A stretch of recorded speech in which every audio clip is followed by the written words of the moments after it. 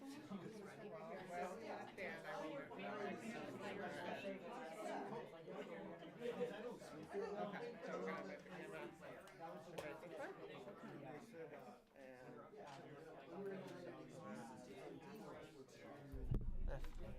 Here? Okay. Okay, hello everyone. Welcome. Thank you for braving the cold this evening. It's going to get colder though, isn't it? So we hit the warm snap today. Has everyone got an agenda that wants an agenda? Okay. As you see tonight is we're having our elections. So we're going to start those at 6 o'clock. Chuck and I will sit here and you can go behind. We kind of created a little booth to vote at, and we got a little ballot box and everything too. So I thank all of you that went out online and took advantage of that. That was nice to have people show up there. But I know I think other people just went out and took a look, and I got a little pre-look to who's on the ballot and everything. So I think that it worked out really nice. So we don't any new faces tonight. That's what we're looking for next. Okay. Welcome. Do you want to tell us who you are or anything, or you just want to remain silent and listen to us talk? I'm going to remain silent. Okay, you were at the vigil with us last week, weren't you? Yes. Yes, okay. And you? Wes Schumacher, local from Amasa. Okay. Just wanted to get involved. Okay, excellent. We need people. We need new energy, good energy. So much going on. Oh, Betty. Sorry, I didn't see you. Betty Quinn, Crystal Falls. Crystal Falls. Thank you, Betty. Okay.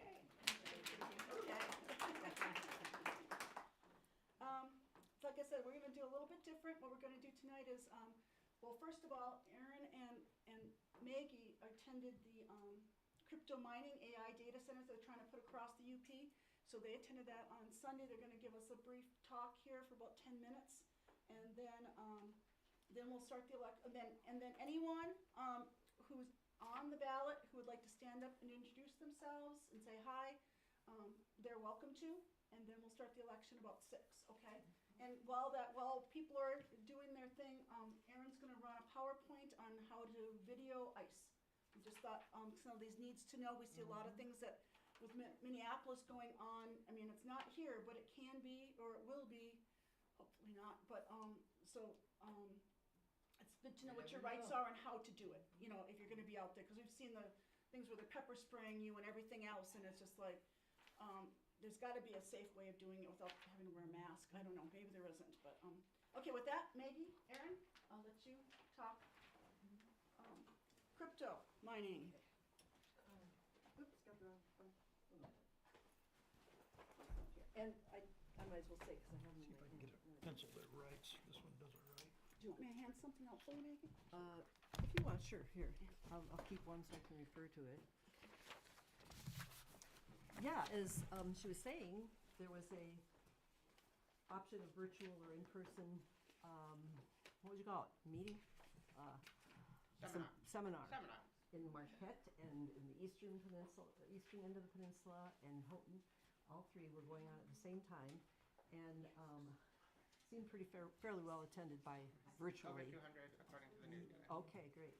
And so the topic, as she said, was crypto mining and Bitcoin, or AI center data collection, and there are 6 out of 10, or there are 10 centers, AI centers, being developed in 6 counties in Lower Michigan. Yeah. They said they didn't give a number. They said we know that there are AI centers in the UP. Do you have a number on that? I Do you know? don't have a number. I don't. They didn't say how many, but they said they'll be coming. Yeah. Well, I haven't given this too much thought, but boy, I was amazed at the horrors. And some of you may know, but this paper that she's passing around lays it out. You know how these bullets down here, how does crypto mining harm communities, and that kind of lays it out. But I just wanted to go through some of the points that I wrote down from listening to some of the speakers. There was a woman there who's a principal of Lake Superior Academy, which is a Montessori elementary school in Lower Michigan, and they selected that site for it. You know, it had a lot of appeal to them. You know, kind of a rural site, nice property for the school, for the kids. And then this company called Odessa moves in on them. And they fast-tracked it. They pushed it in so fast. And they never really answered questions satisfactorily. Obviously, it's the local zoning ordinance that permits for these things, and that all went through. So the AI data collection center starts up, and every day since they started operation, they've had 80 to 90 decibel sound around the clock, 24 hours. It's really, really noisy. It was very, very difficult to have school with that noise. And they kept promising, yes, we have a fence coming. Well, the fence ended up being, it maybe actually worked quite well, big round hay bales that they just between. Really? Anyway, they've been really unhappy with it. They've been very unhappy with the way that the company bullied their way in. Where was that at? Maggie? That was in Dafter, Michigan. Anyway, then that place kind of set the precedent for future development locations. Then there was one of the other speakers, Sean Merritt from Clark Township. He's on the planning zone, so this is important for us to know in terms of I don't know who's on our planning zone in Iron County, but we might want to be proactive about this. He found out about the AI centers and actually had their planning zone draft an ordinance to prevent crypto mining or AI centers as a way to ensure that they would have a voice if they tried to come in, and it's less likely when the companies see that the township already has an ordinance in place, then they might run into a legal battle and maybe they'll look elsewhere. Okay, so yeah, so That's a good idea. yeah, I mean their emphasis was okay. Who put this on was what do we call it? The Upper Michigan blah blah for Responsible Development. Whatever. upper Northern Michigan Coalition for Responsible Development. So what they're saying is we need to prioritize land uses that contribute to community resilience, economic diversity, quality of life, and environmental sensibility. And that none of those are AI centers. Problem is that Whitmer is behind this. I know she is. Wholeheartedly. I know she is. Who is? Why? Governor. I don't get it. Yep. Our governor, our beloved governor. And then there was a fellow called, here's the background though. In 2023, our state passed a sales tax and use exemption for crypto and AI, but there's currently a bill in process to repeal those exemptions. So that's basically opening the door for them. And Michigan Public Service Commissions also fast-tracked an approval for data centers. DTE is big into it as well. So anyway, they also have bills introduced at the state level to weaken opposition to this. So there we go. There just aren't very many guardrails in place, in Michigan to prevent it. So that's what people have to do. Do you want to say something, Aaron? Moratoriums, yeah. The what? Do you want to say something about it? I don't know if I've covered everything we thought we should cover. I think you did. Okay. They put the question, what do we need to do? We need to stay connected, watch for resources being shared by the Alliance for Responsible Development. There That's you go. Alliance. Yeah. Alliance. And to sign Get Out of Politics petitions. We haven't seen Can we those. get a petition? Can we create a petition? No, there is a petition circulating called Okay. Get Out of Politics. We need to get on that. Okay, Yeah. get out of politics, okay. Yeah, so I'm not assigning that by any means, but as a group, we should probably try to circulate that as much as I'm we really can. good at taking assignments, okay.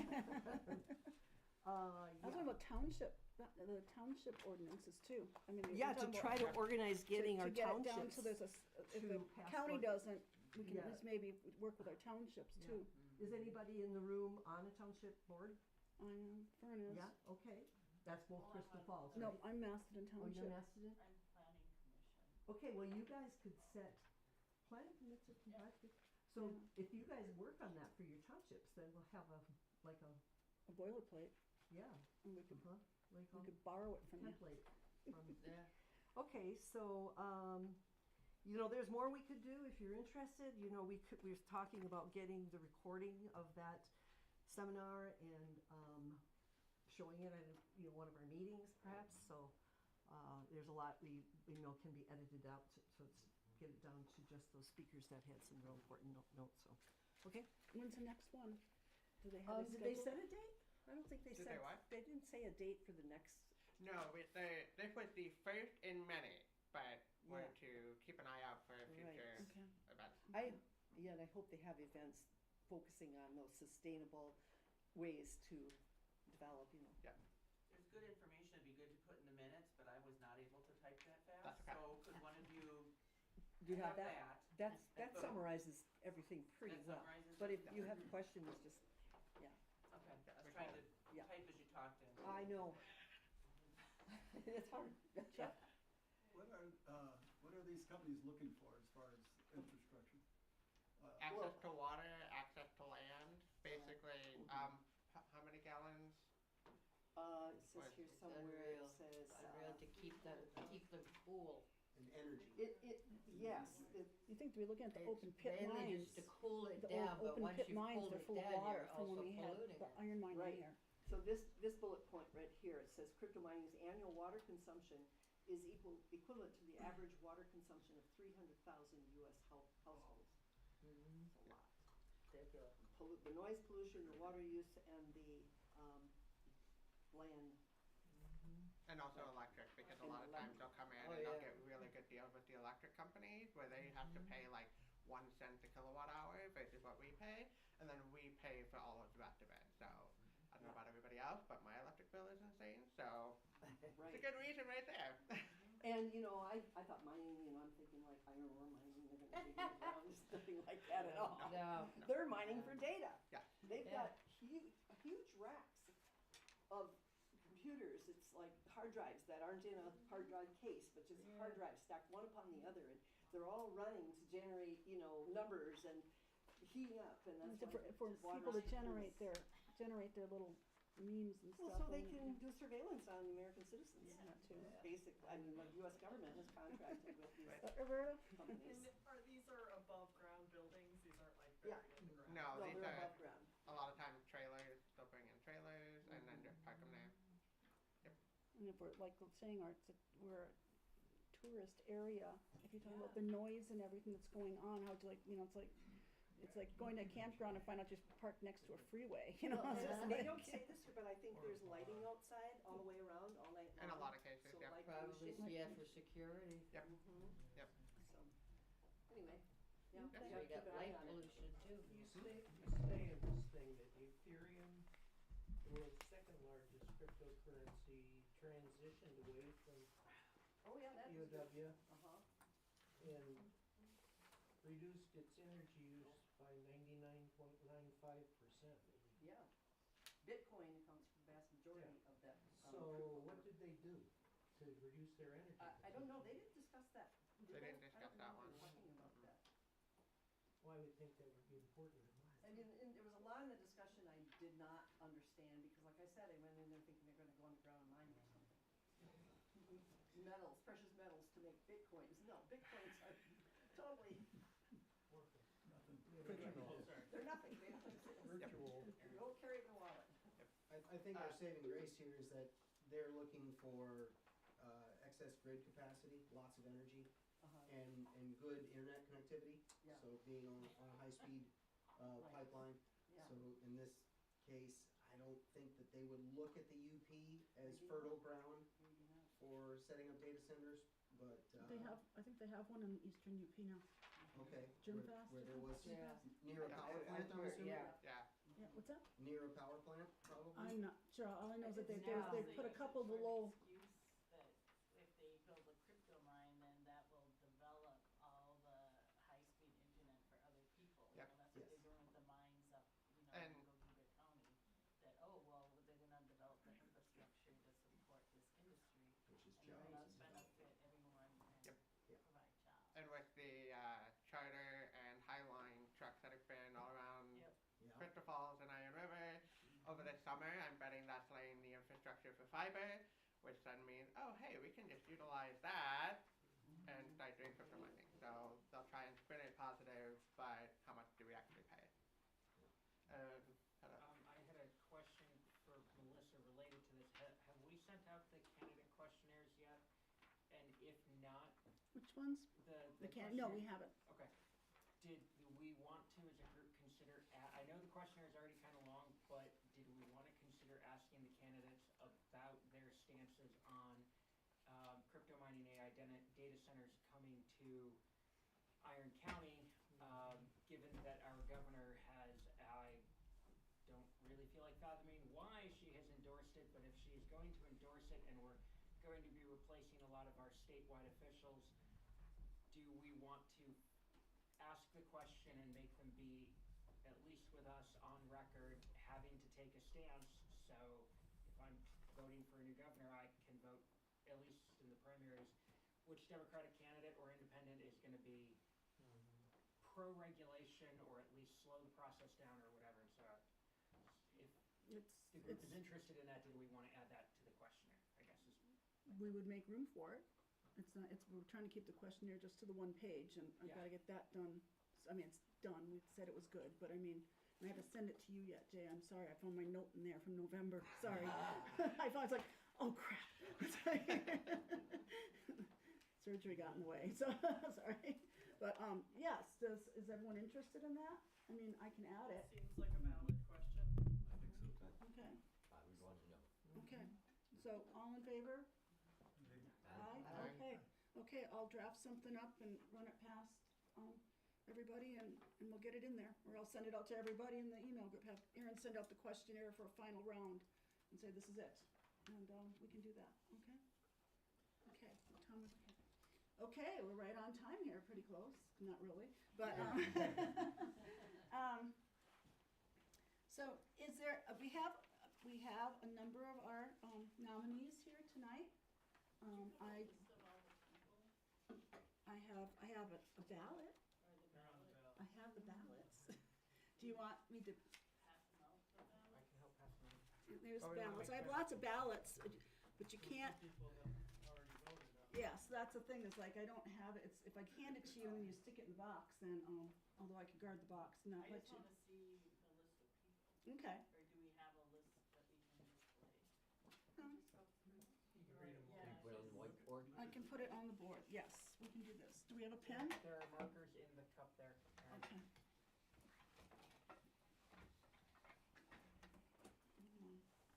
No tripping, right? Whatever happened to the- Okay. Knocked myself in the head. Concussion, everything. Okay. So, we have for president, Erin. Okay. VP, we have Sandy. Sandy. Sucker's Lamley. I know. And Maggie, okay. And for secretary, we are not doing treasurer because we voted Chuck in the summer. So come in 6 months when we have new election, then we could look at rolling it all in if that's what we wanted, or however we do it. Okay.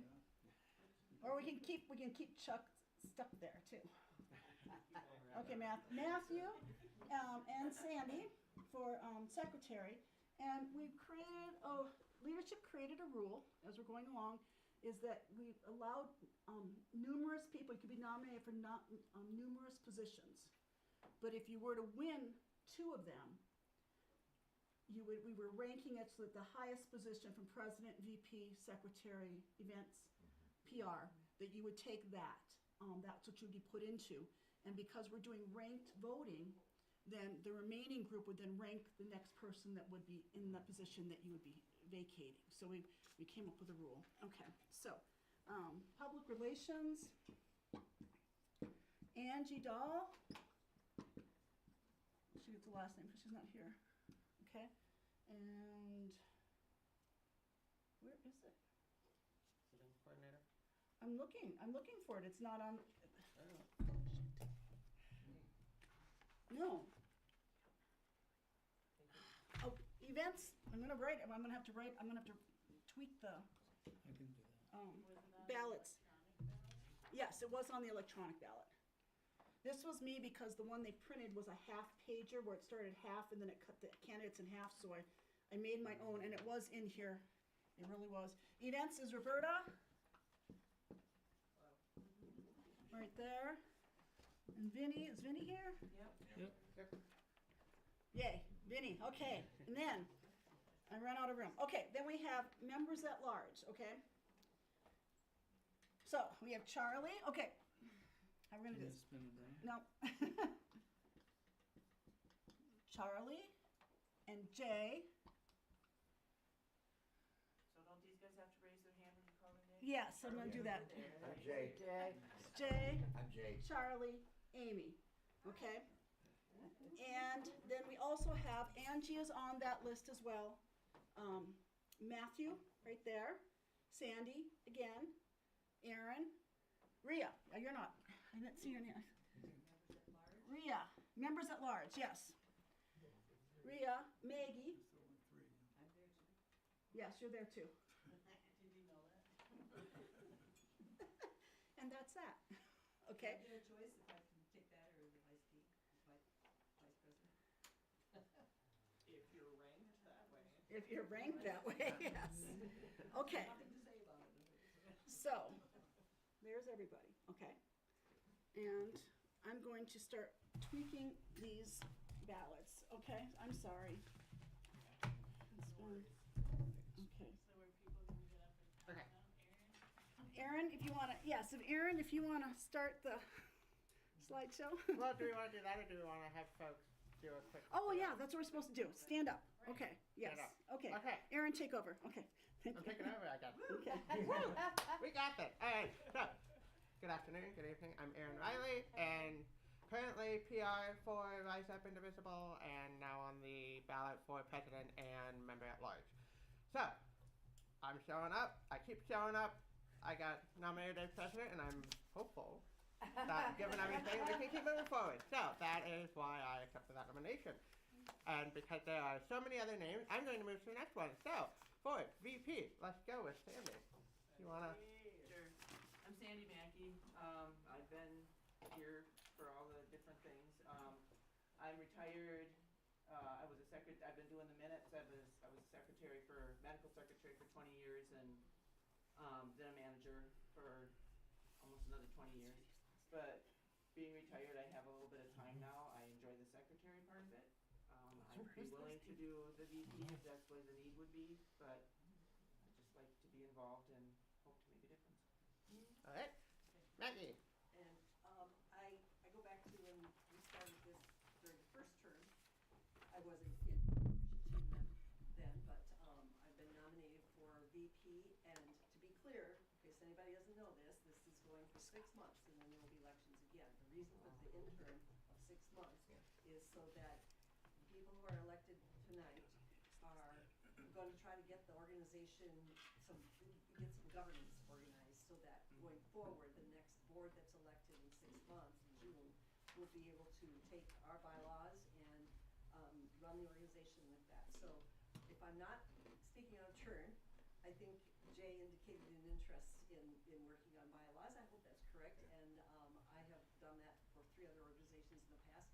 So that's primarily my interest. If I do something with this now, is to pretty much focus on getting the bylaws in tip-top shape, and so the organization has those rules of governance going forward. And yeah, so if there's anybody who has, if this comes to be whoever is elected for or a task with working on bylaws, and if others have questions or suggestions or things you'd like to see in bylaws, be sure and contact those people who end up with that chore.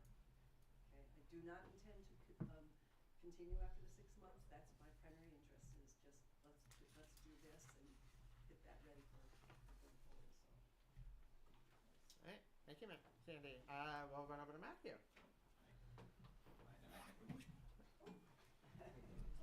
My name is Matthew. I've been involved in this organization for as long as my mom has. I don't really have much in the way of secretarial experience on a board, but I'm willing to learn. I can type pretty fast. My mom's trying to teach me some of the basics of the secretarial position if I do get in that position. I want to help. I want to be involved. Awesome. Thank you, Matthew. Thank you. All right. So I will say Angie is not here tonight. However, she has been on the PR committee when we were doing committees, so she's familiar with PR. She's currently on all of the socials, that kind of thing. So she has been a great help with that. So I will say that for there, and also I know she's listed for the member at large. So with that, we will move to events with Roberta. Hello, I'm Roberta Scott. Hi. I also think I came here 2 years ago when I first moved here. I can't remember if it was a year ago or two, but I moved here from Chicago, where I was active in most of the women's marches. Pretty active in our community in Chicago, but this feels right here now, and hopefully we can make some changes happen this year. Yeah, I don't have a huge repertoire behind me, but again, willing to learn, so here we are. You got enthusiasm. All right, and Vinny. Vinny or Vince King, full name. I don't have a whole bunch of, yes, what's that? Yes. I don't have a whole bunch of experience, but I have put on some events for some fairly large groups before, you know.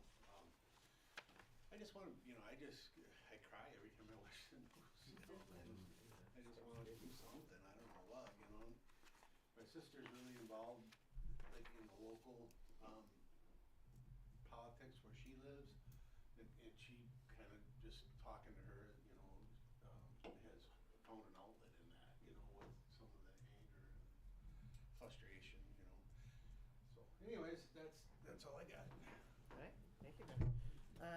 Let's see. Now we are on to member at large. We've got Charlie.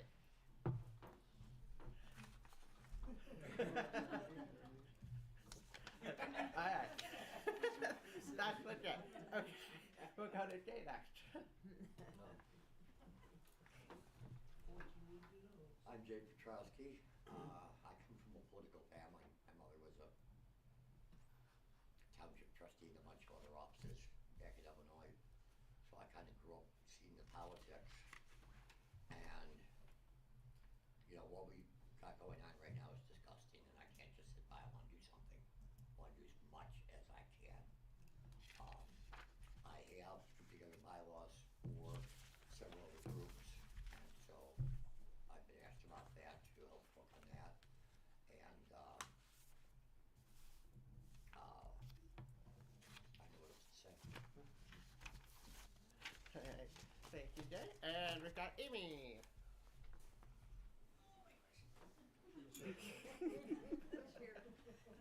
My name is Amy Szymanski. I grew up here, but I spent the last 26 years in Illinois. Came back here about 8 years ago. I'm a small business owner here. I'm very involved with the businesses here in Iron County. I have a nice relationship with Rachel, and it's very important to me about the businesses here, so I'm very passionate about that and some of the things that we're seeing with some of the businesses. I lasted 1 hour on the DDA because I'm not afraid to say things that are tough to say. So I'm very passionate. So I'm here to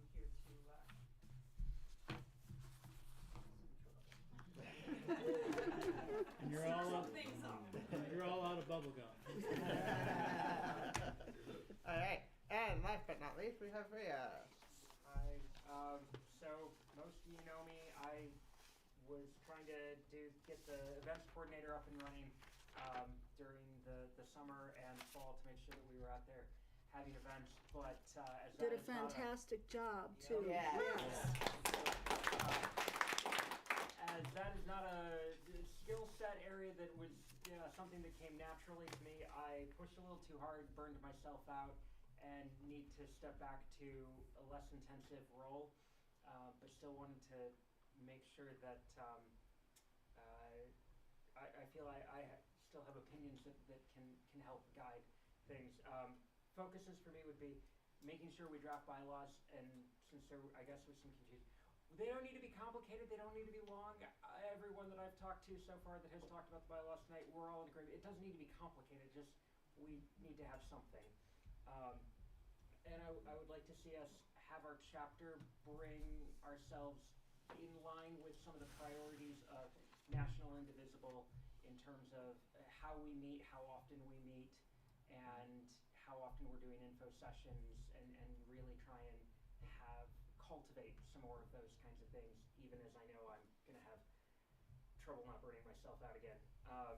And one thing I thought of as we were listening to Maggie, a couple of the side things that I would like, once we get the bylaws done, to have the board and membership move on, is looking at a 1 to 3 year moratorium for the county or townships for the AI data centers while we work with the local municipalities to have a well thought out ordinances in place, because that's going to need to take time to build those relationships with the boards. I'd like our group to stay on top of, or at least well connected and well informed as to what's going on with Cook's Run at the county level, because I think that's an important thing for us to at least stay looped in on what's going in. And then I would love to see us move towards laying groundwork for a robust mutual aid network here in the county, because I think that's an important thing for us to have long term. But again, that's not a thing that happens overnight, and we need to start laying the groundwork for that. So that's me, and yeah. Alright, Yay. so I was gonna ask really quick, does anybody have any questions for any of the candidates? Well, I got a question for you guys. Sure. How many members at large are there? So there will be 3 members at large. Okay. The intent is that there will be 9 board members total, 3 members at large to help with the input from the members in general. So the members at large will be providing input.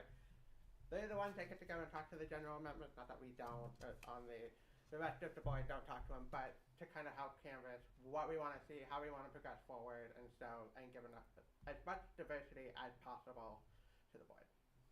So where do you get the 9? I mean, 4 officers, There's PR, and then, events. events, Yes. and then, And then 3, okay. yeah. Yeah, that's why we're at 9 currently. It seems big for, No, but it's a good number, it's an odd number. that's why we did it, because originally we were going to do 2, and then we said, wait a minute, that's odd, if we have a tie, we can't break it, so, yep.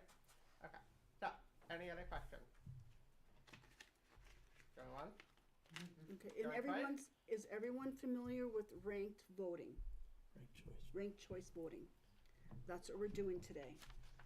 What it means is that if there's 2 people or more, or like say in this case, well, let's just take the example of the members at large. We have 9 people listed, and so you would take your first choice and put a 1 behind your first choice, 2 behind your second choice, 3, 4, and you number them all the way down. So like I said, if we end up with if someone wins in the members at large, but they're also up in one of the other categories, then we know who the next person going down would be, or if something changes. Does that make Online, it would only let us choose 3. Yeah, okay. Just so you guys Good. know. Yep. It should be that way down. So Yep. will you have the results before we leave tonight at 7? No. No. No. We have another new member here. Okay, hi. I won't vote because I just got here. This is my first meeting, so. Okay, okay, what's your name? Hello. Hi, I'm Dylan. Hi, Dylan. Hi, Dylan. Welcome. Welcome. You hit us on election night, so. I was like, I want to start coming, but probably not the best night to start coming, but. Well, no, it's it'll. no bad Very night. nice. Especially on the president's ballot. You're here, that's what Yes. counts. Yep. And we're gonna have some, something, like I said, Erin's gonna walk through the slide presentation on how to film ice too, while we're doing the voting, so, it'll be good. Okay. So that's going on during, we get to new business? No, we'll do new business after. Okay. We're gonna do new, Some old business. yes, yes.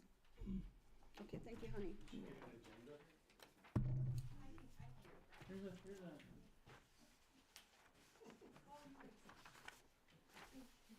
gonna give her that one? Okay, so, does anyone wanna vote? What we're going to, you gonna vote, honey? Okay. I'm caveman, I don't internet. So I have to write you down at the bottom. And you take this is a cover sheet, you take Oh, that okay. as a pencil there, you go behind there, And then when you come out, you fold it up and you put it in the ballot box. One Okay? at a time, What's that? one at a time. Yes. Wait a minute. What? Oh, Oh, that's the example. That tells you that's a cover sheet. You have a. You have to explain that to me.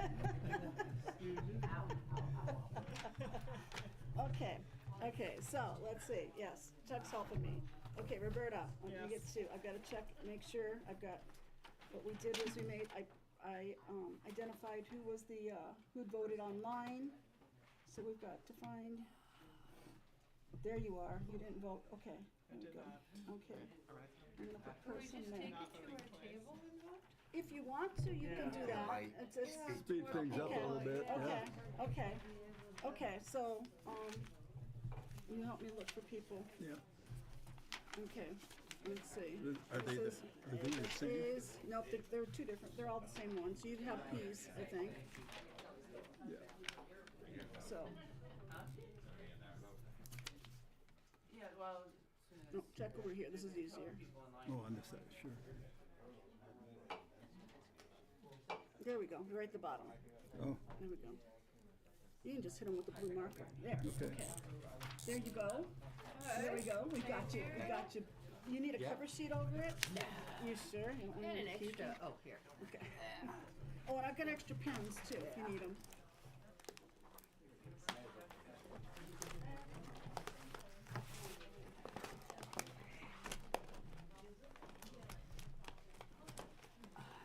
Oh, wait a minute. Is there two different, Yes, there's two. Nebraskis? Yep, we did that. We did, yes. Okay. No, I just put those ones out there. Oh, visual. Origami crane. Yes, I want a crane.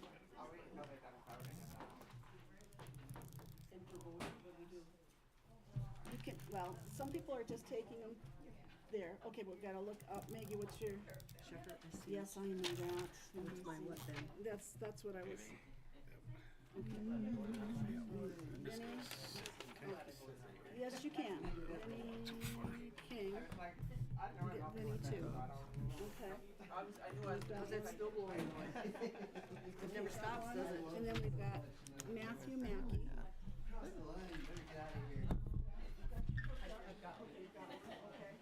Okay. Hey, Melissa. You have a script? Yes, you said. Okay. Good. Okay. That's good, we can see. Oh, that's nice, David. Okay. I don't have that. Alright. Review with Amy's. I'm gonna add you to the bottom. No, that's. Hey! Alright, so. If you would like to vote and continue to vote, by all means, get up. I'm not going to sit here and call your names. Just go up and get a ballot from Melissa. In the meantime, I'm going to run through a quick PowerPoint. I'm not going to go through every little thing on the slide, I promise. I hate that.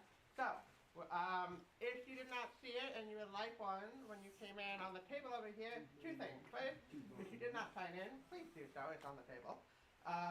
Also, there is a tip sheet that I printed off. It's double-sided for info on how to film protests, demonstrations, and police conduct. So if you've got ICE, if you've got police stops, anything like that, that's, these are some good tips for it. So, On the back, she's a house too. okay, so, disclaimer. Keep in mind that agency policies are continually changing, and they're changing rapidly. We don't notice this from January 20th of last year. It's already been a year, holy smoke. Things are changing. So, be prepared. This presentation was prepared and delivered in early 2025, so things might have changed. But for the most part, it's up to date. Alright, so Witness helps people use technology and video to protect and defend human rights. Is there anyone here who did not see the video of Renee Nicole Good? Did everyone see that? Do you know why we know about it and why it happened? Because of bystanders. Because people who were out there witnessing it. So, regardless of the opinions on whether or not that should have been on social media, it was, and it got people fired up. Protests continue to happen outside the Whipple building in Minneapolis, and they're out there every day, even in the freezing cold. So having technology and the capability to get out there is good. So with this, apparently they're across the different regions. It's Witnesses that group that puts it together, so they've been working for 30 years. Alright, so why should we film immigration or law enforcement? It gets said. And so we're understanding the challenges of filming immigration and law enforcement. So first, who are ICE and CBP? ICE is U.S. Immigration and Customs Enforcement. So it was a agency that was formed in 2003. It has not been around for more than 25 years. It is less than 25 years old. Same thing with Customs and Border Protection. It also has not been around. It was formed in 2003. There was another agency that saw all of immigration, and it was then divided into 3 separate groups. U.S. Customs and Border Protection, if there is a border within 100 miles of or a space within 100 miles of the Canadian border or the Mexican border or international waters, it is within CBP jurisdiction. So us here, basically the entire state of Michigan. There's also Border Patrol in all of the major metropolitan cities, and I believe every single capital, every single state capital has one. Okay.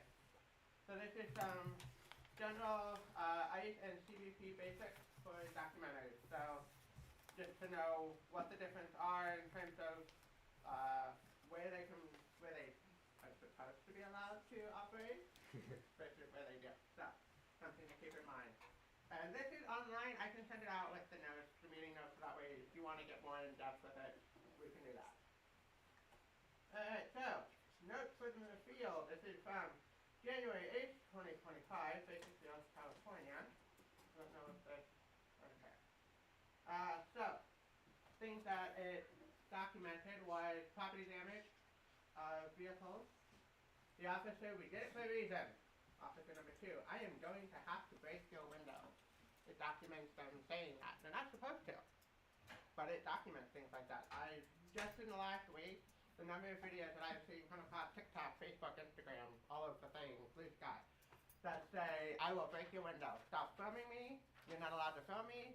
That's false. We are allowed to film them if they're in public. And so it's making sure that we can identify who they are and making sure that we've got the video for court cases. Alright, prepare, don't panic. ECI, what do you do? Panic! No, I'm kidding. Don't panic. Alright, so, yes, you Throw can. a sandwich at them. There you go, throw a sandwich at him, yes. You can do that, throw a sandwich. I got away with it. Be careful with some of the stuff. But anyway, I am not a lawyer. I'm not giving legal advice. Let me put that out there. So it is legal to film ICE and Border Patrol in public spaces. That also goes for local law enforcement. So if you're in a public space, outdoors, in a public building, gets a little tricky depending on where in the public building. But yes, you are allowed to film. They can try and knock it out of your hand.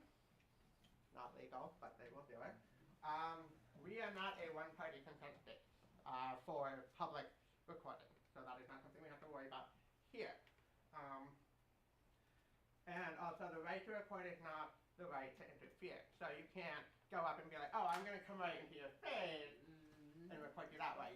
If they say stay on plane, stay on plane. If they tell you to move back, you move back and you video yourself doing that. So make sure that you're following instruction within reasonable instructions, but keep recording. That's the big thing. But can I ask a question? Yeah.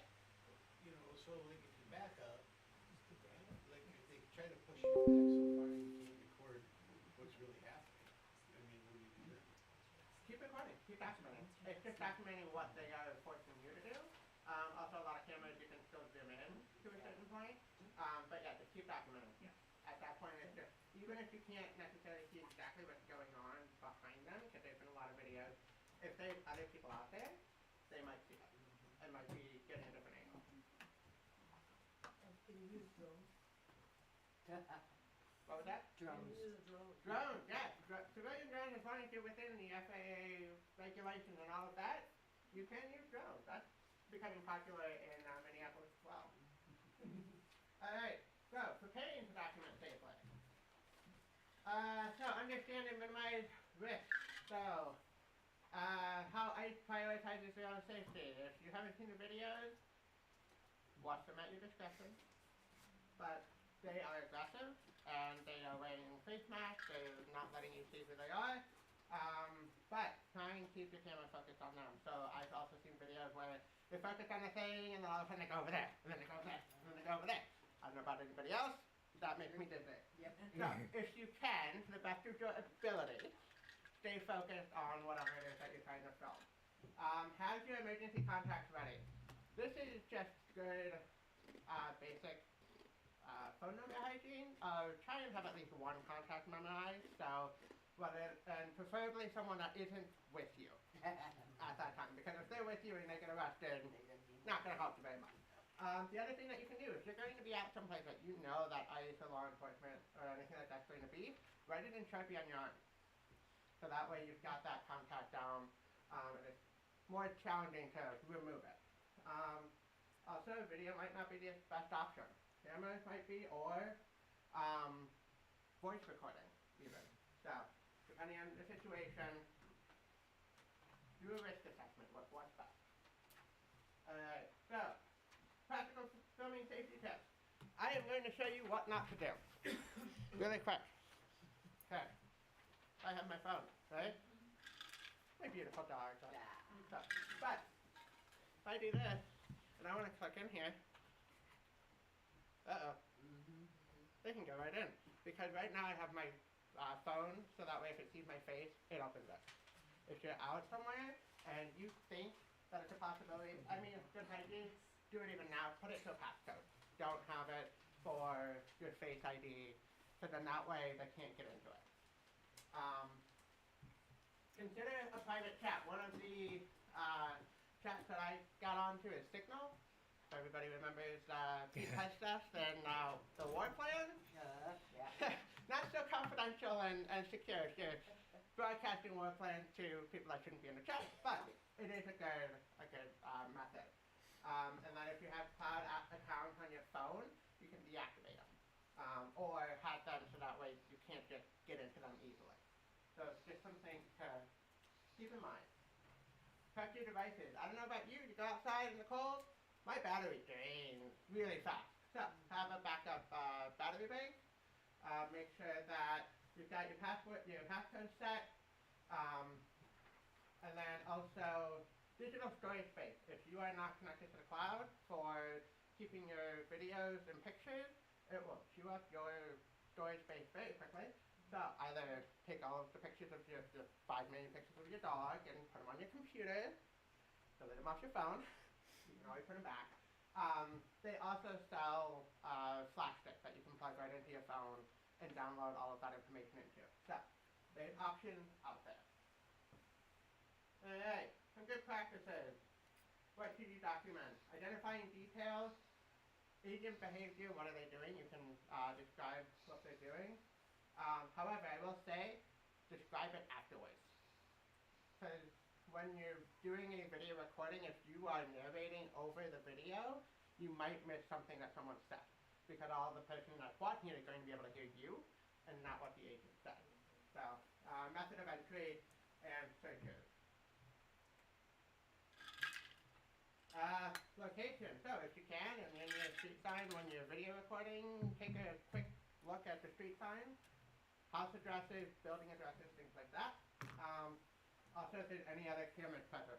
Up here, there's not as many as some, when you're in bigger cities, you'll just see the surveillance cameras out. They've got mobile police cameras, things like that. But we do have them around. We've got CCTVs on businesses, things like that. So that might be something to keep in mind for if something happens. Alright, here is a narration. As I said, you might want to do it afterwards, but you can do it So that way it's like, all right, my name is, and I can be contacted by whatever the contact method. And then this video footage would film on, there's the date, there's the day, give the time if you can, like close to the when it happened, so that way, yes, it should be timestamped. Technology likes to do funny things. If you put it in voice on the video, it's a lot harder to remove that, and also where you're at, if you know where you're at. Hopefully you do. So where it says I can be contacted via, could we locally say, I can be contacted via Rise Up Indivisible in county? You could do that, yep, you can do, I can be contacted that. Or if you set up a burner email account, so basically an email account that is specifically for anything to do with this. So it can be anonymous, that doesn't have to be directly your name, it can be my, like, aaron.riley@proton.me. Yes, it's my name, but it's a secure email and it's basic to get to. But it's also not tied to all of my other stuff. Alright, media preservation and sharing considerations. I captured footage, should I share it? Maybe, maybe not, I don't know. Do you want to be that news breaking story person that gets it out there? Potentially. Depending on what your intent is. So, they say highly recommend not to share, because if it is to be used in the court of law, you don't want to, what's the word I'm looking for? Prejudice the jury against it already. Yeah, yes, yeah.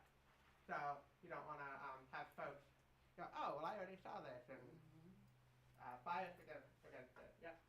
So, might not be worth it, depending on how many other people are also videoing, and what the situation is.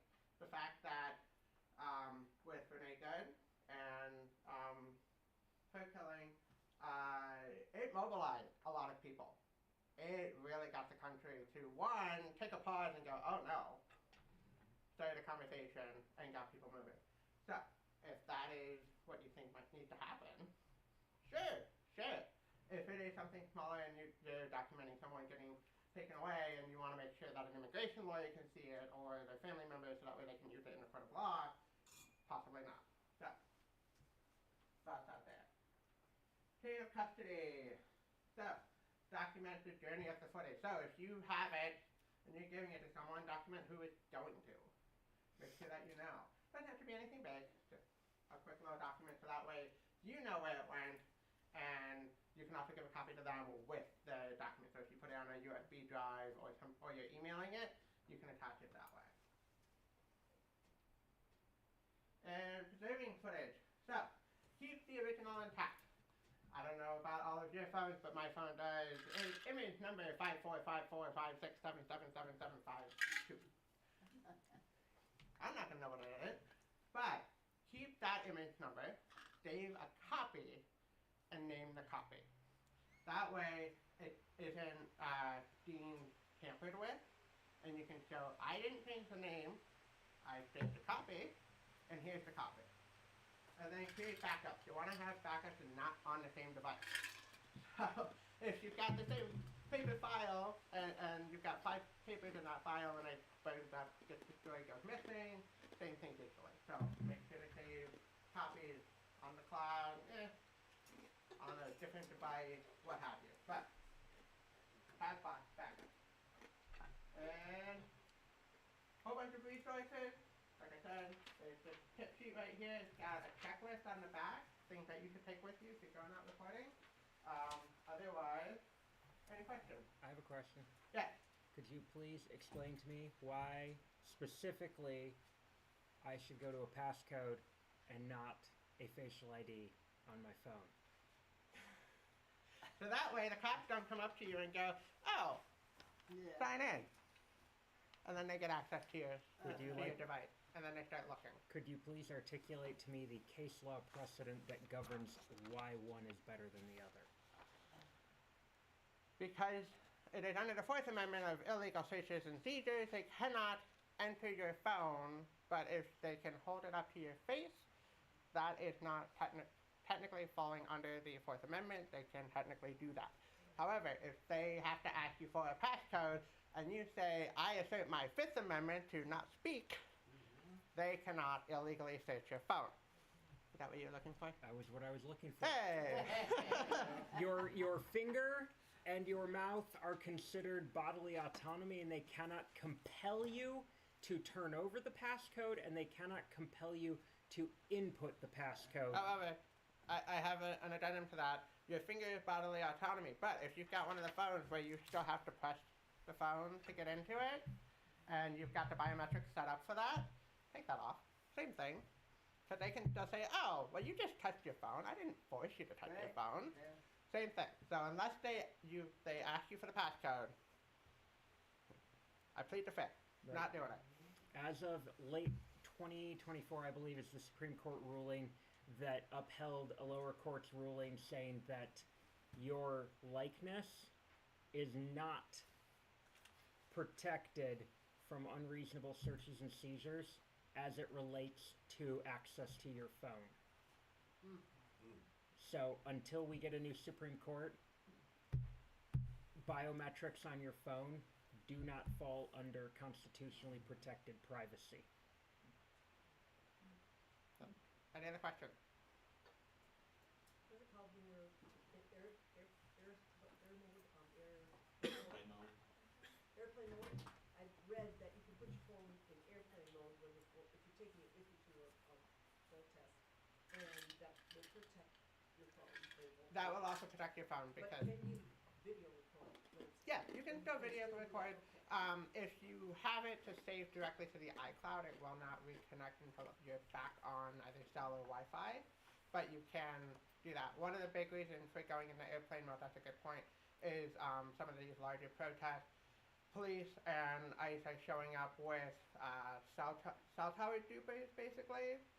So they roll out and they broadcast a signal that's like a cell tower, but it's not a cell tower, and your phone instantly connects to it thinking, oh, it's a cell tower, and then they track your phone and your IP, and they figure out, okay, what phone, what carrier, who owns it, and then they start tracking your movements.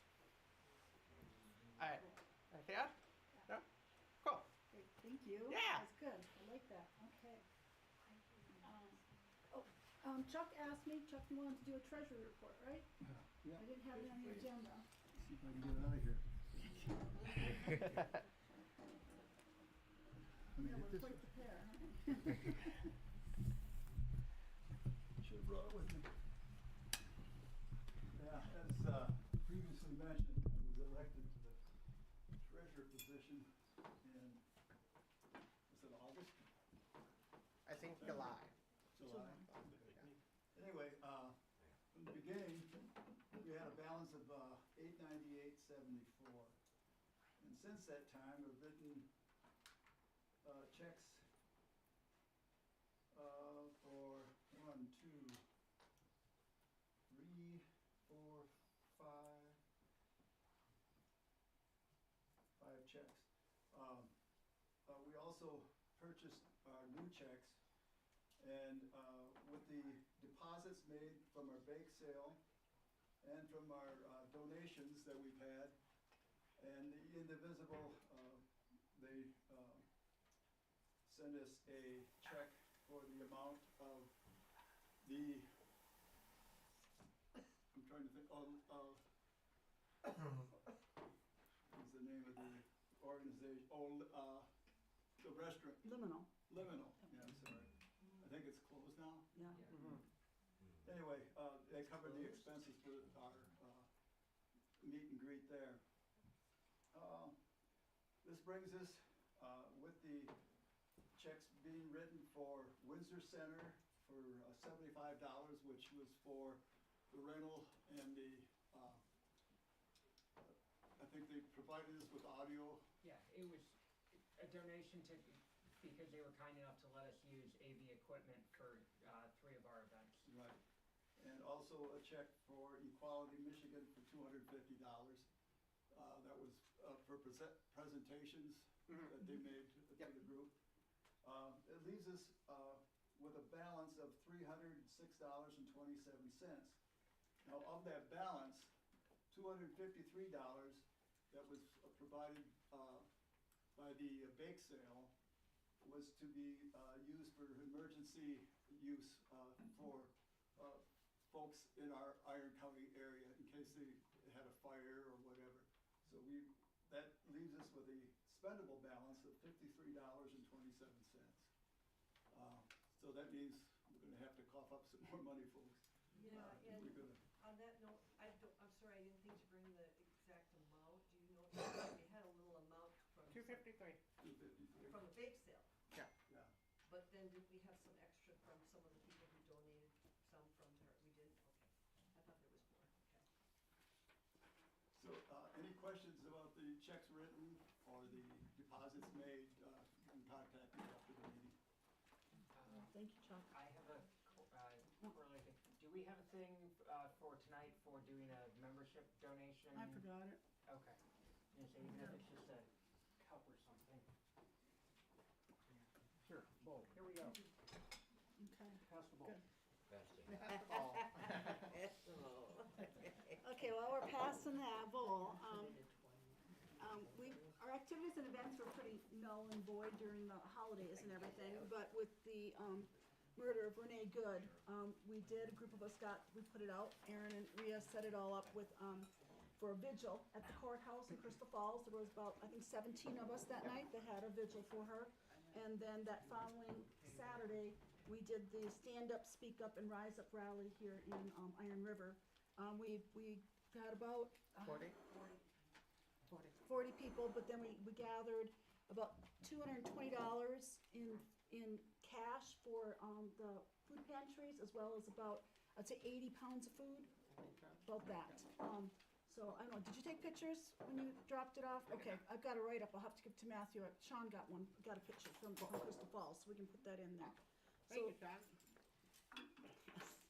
So those were our events.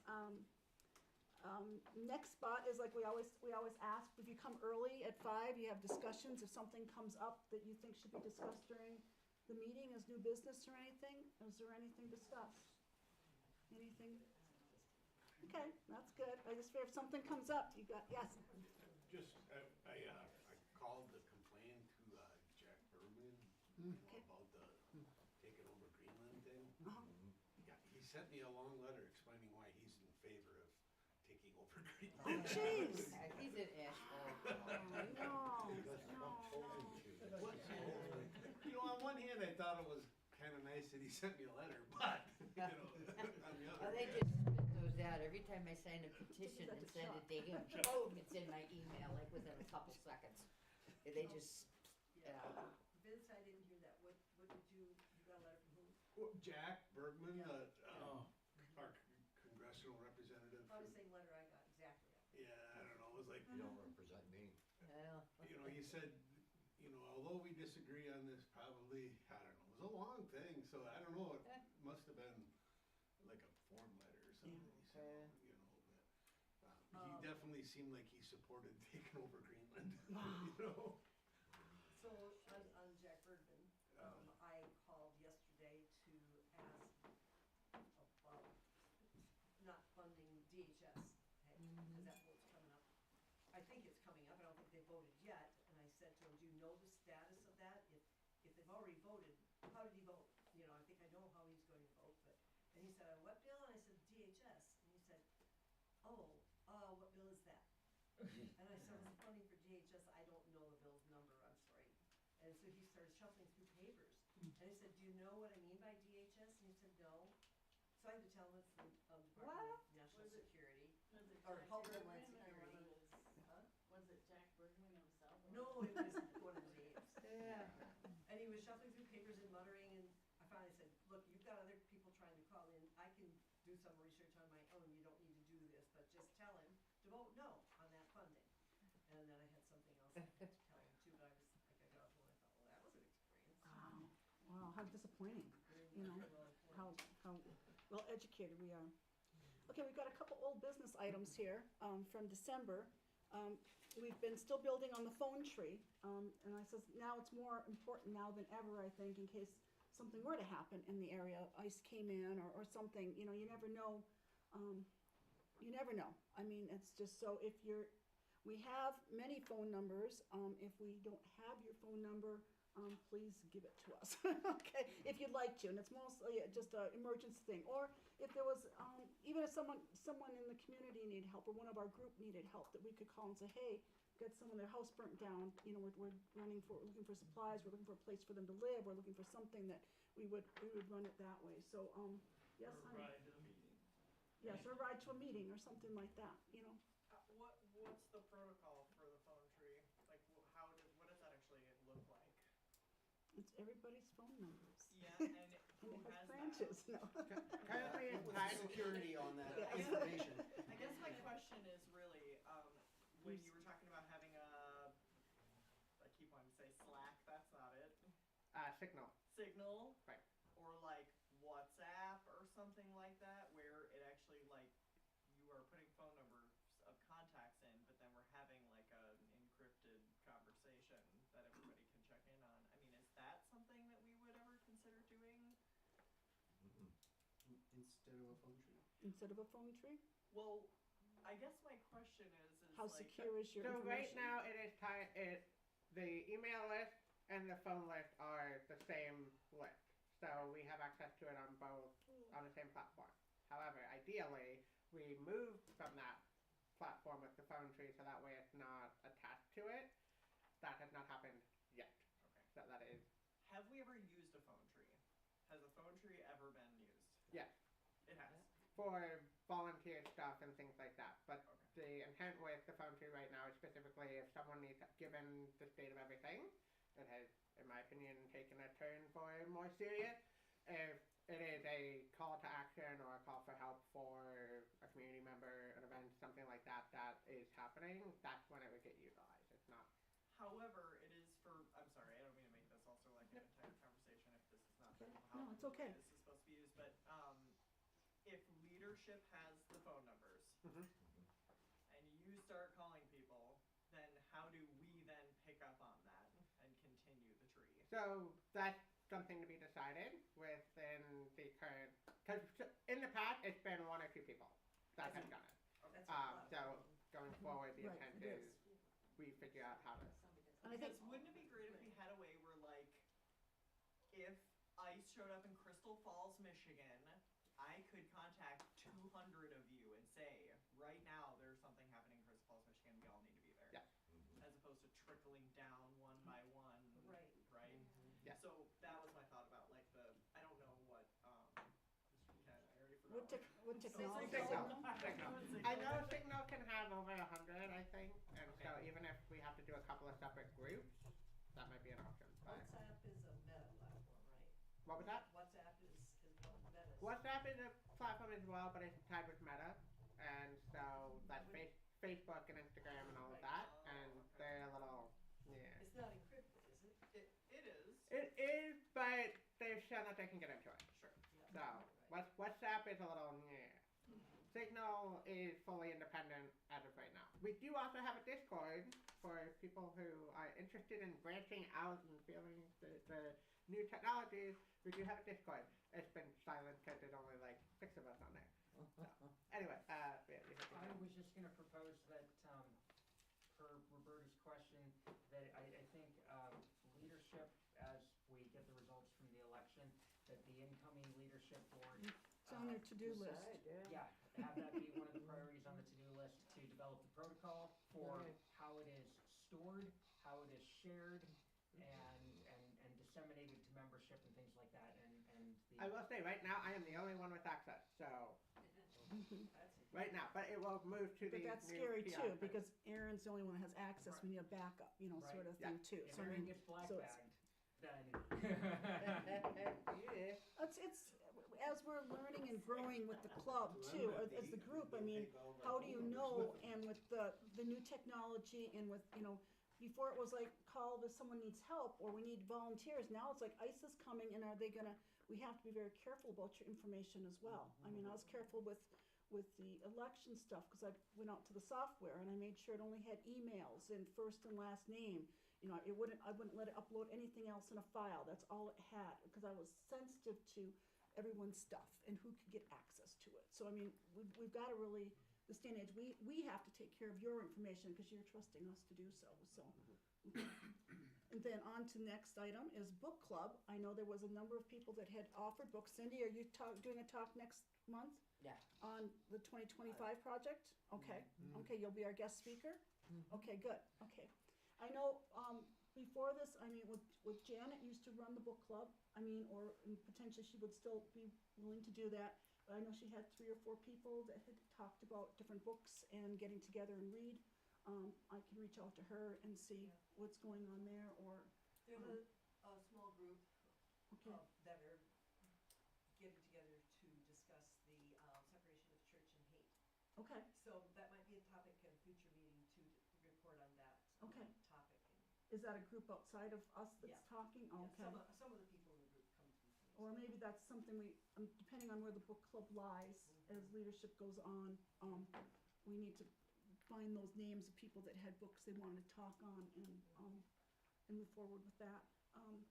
Cook's Run update, did you get anything more from that, or you, Well, I can maybe just can tell you talk kind of first? in Okay. brief where we're at with that right now. So the county commission still proposes to go through with their forest management plan for Cook's Run, which is 122 acres, but they have, the acreage I think is, I'm not sure, total acreage. At Cook's Run, which is a stream, a Blue Ribbon Trout stream, there is a stream that kind of circles around like this, and then there's a diversion ditch that's historic. It was dug way back in like 1935 to control the water levels in there, so we wouldn't lose fish. And so basically, the land contained within that is a parcel of concern to us because it's very sensitive. It's a lot, 5 acres, particularly 5 acres that they intend. It's marked for clear cut. Is low lying, high water table, spring fed. So even as cold as it is now, we're going to take a snowshoe out there one of these days and see if it's frozen. Because I kind of doubt it is. It's spring fed. And taking equipment in there is going to devastate that habitat. So the Iron County Watershed Coalition has concerns about the water quality being degraded and the land being degraded. So we've been trying to work with the county to work out solutions that they don't have to do 5 acres, and harvest some of the other acreages if you have to. But I mean, so in that Iron County Watershed Coalition has concerns about the water quality being degraded and the land. Problem is into the forester.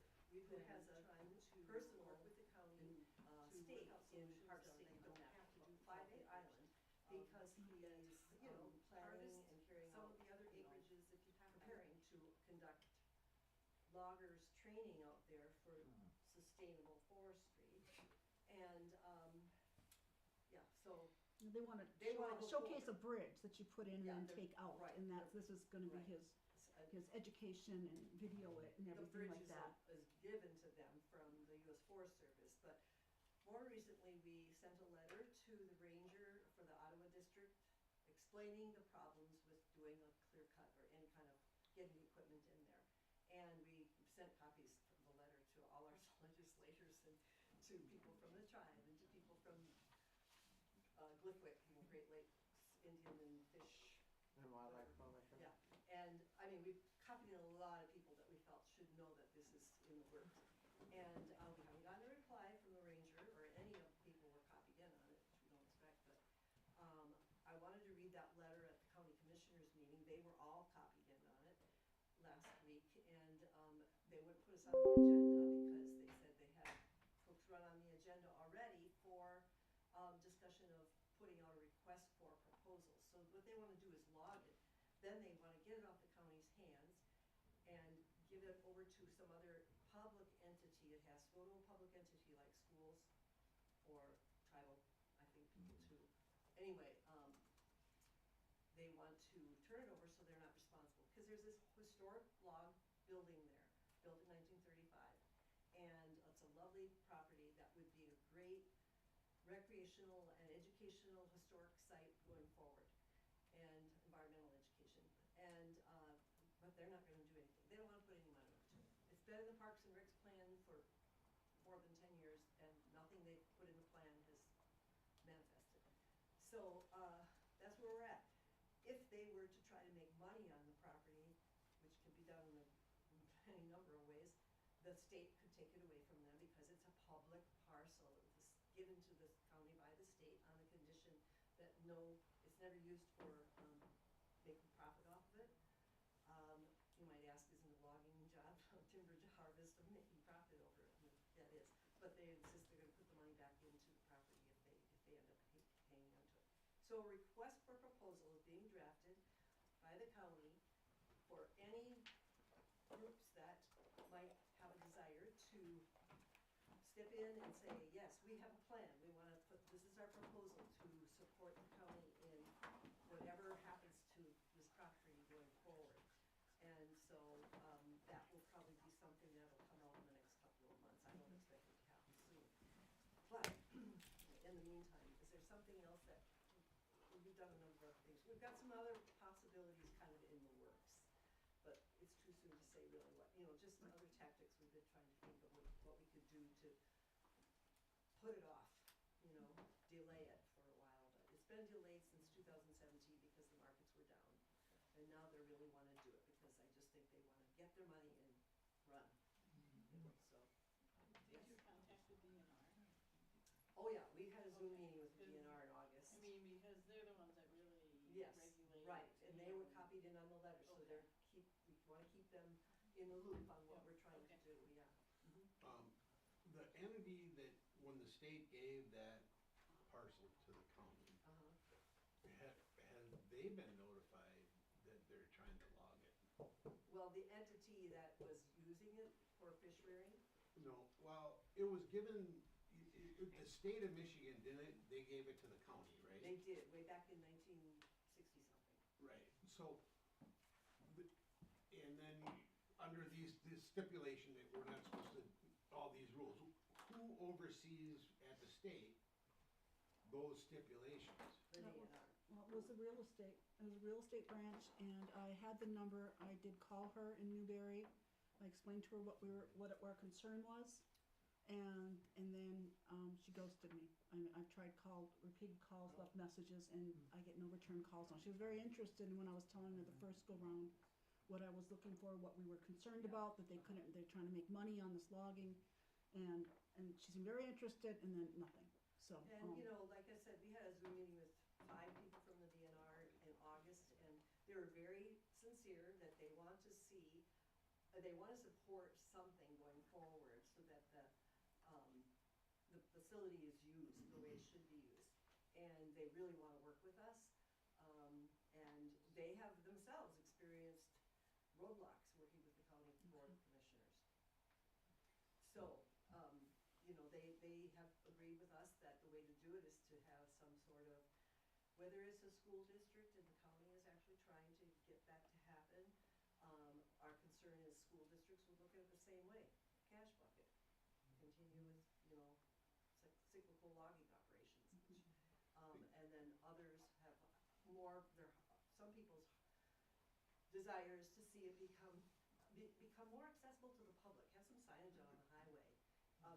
Fishing, hiking, snowshoeing, cross-country skiing, those kinds of things. So, we'll see where it goes, but we could really use some support at county commissioner meetings. Even if we're not on the agenda, you can get up during public comment for 3 minutes and state what you think about it. But, just reach out to get some information so that your comment is well-founded. When is that meeting? Their meetings are the second Tuesday of the month, so it's going to be the same week of, our meetings are the second. Third. Oh, the third, the week before. Okay, second Tuesday of the month is Crystal Falls Courthouse at 4 o'clock. So next, in February. the second Tuesday is when we're The gonna talk. second Tuesday in February, I don't know the exact date. That's their standard. Yeah, that's. Right, but that's when it's on the agenda for Crookston. Well, we don't know if we're gonna get on the agenda in February either, but. When, I thought you had a conversation with somebody in the county and they said they already have something on the agenda about. They wouldn't put us on because they didn't know what we wanted to bring up about Cook's Run, but they said we have Cook's Run on the agenda when we're gonna discuss the request for proposals. That was last week. That was that last week. meeting, that was that last That was meeting, already- and they did have that on their agenda, and they did discuss it primarily amongst the board members and then their attorney, who's Stephen Tinty. there really wasn't any discussion from the public that I remembered you on that item, no. But at that meeting, there were 4 of us who made comments about Cook's Run, of which there was no feedback from the board members when we gave those comments. Basically, we're looking at the clock. Can I just throw one thing out there about the school? So, some people near our home gave 80 acres to the school district out by Snipe Lake. I don't know, 5 years ago maybe. So I was driving by in the forester, I forget the guy's name, but I was talking to him and he was making the forest plan for all that. For the school district. Right, and I had the same guy do a forest plan for my land, right? And I know on my forest plan, he didn't write clear cut, right? Well, the school clear cut the dang, it's just, they took everything out and left all the tops and everything in there, so you can't even walk in there anymore. Yes. You know what I mean? It's just, like, you just Okay, made but it. you know, the school works the way the county does. The county says repeatedly, he is our forester, we are going to do what he recommends. Yeah. And so, you know, he's the one who's recommending clear cuts if he works like the forester we're talking about. Is his name Brock Van Os? This guy did not, I don't believe, would have recommended a clear. Didn't get the opportunity to see his recommendation. Yeah. But the school, no matter what, just went and clear cut 80 acres. It really didn't have to. For what benefit for the, other than cash? How do you get the most money? They did for the Yeah, money. the most money. Yep, that's all. The school To Well, fund district their works for football money. team or basketball team. There's, you know, it might look like a clear cut, I'm just, my humble understanding is in sustainable forestry, you don't just have to select cut this different trees. You can actually cut a section right down as long as it is surrounded by X amount of hectares. Now, you know, I'm not gonna, you know, I don't know what the numbers are, but supposedly, and, you know, if it's got so much surrounding it, it's gonna reseed at a, you know, acceptable rate. You know, and I'm not, you know, I don't know what sections anybody's talking about. I couldn't possibly know whether, you know, that would work enough, but that's something that I've come to learn. It might look like a clear cut, and often does look like a clear cut to me, and of course it's sad. It's already grown up with popples, and it Yeah. was hardwoods. Yeah. You know, so Yeah, that's the sad Yeah, part it gets too, into the whole but forest anyway. management, so, I mean, how a person wants to treat their forest, if they're using it as a commodity, or if they're using it for preserving, the species and everything in it. The only so. reason why I brought it up is the fact that they were talking that the school district might get control of Cook's Run. Right, so, Right. you know, Yeah. I seen what West Hiron did with a Right, nice no. piece of land Yeah. already, Right. you know what I mean? Yeah, the Yeah. group's on it, they've got a good group going, Friends of Cook Run right now, so we're working on it. And there's also a steering committee that has representatives from all of the conservation type of groups in the county.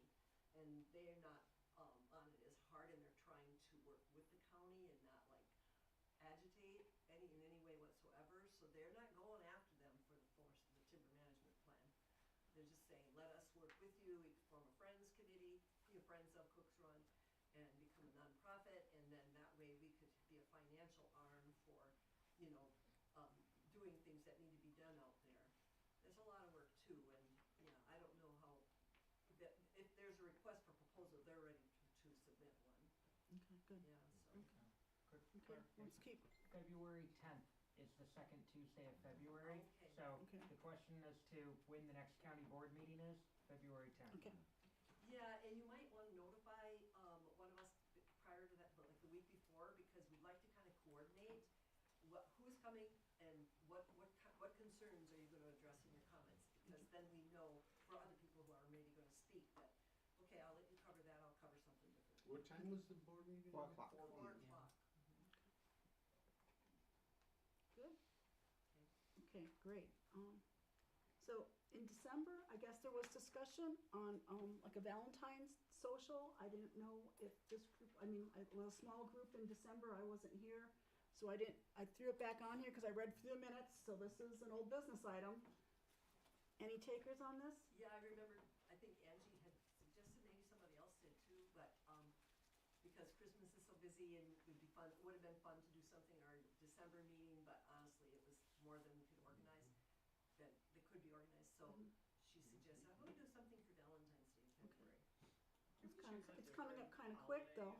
It is coming up quick. Groundhog's Day. Can we choose like a more meaningful holiday?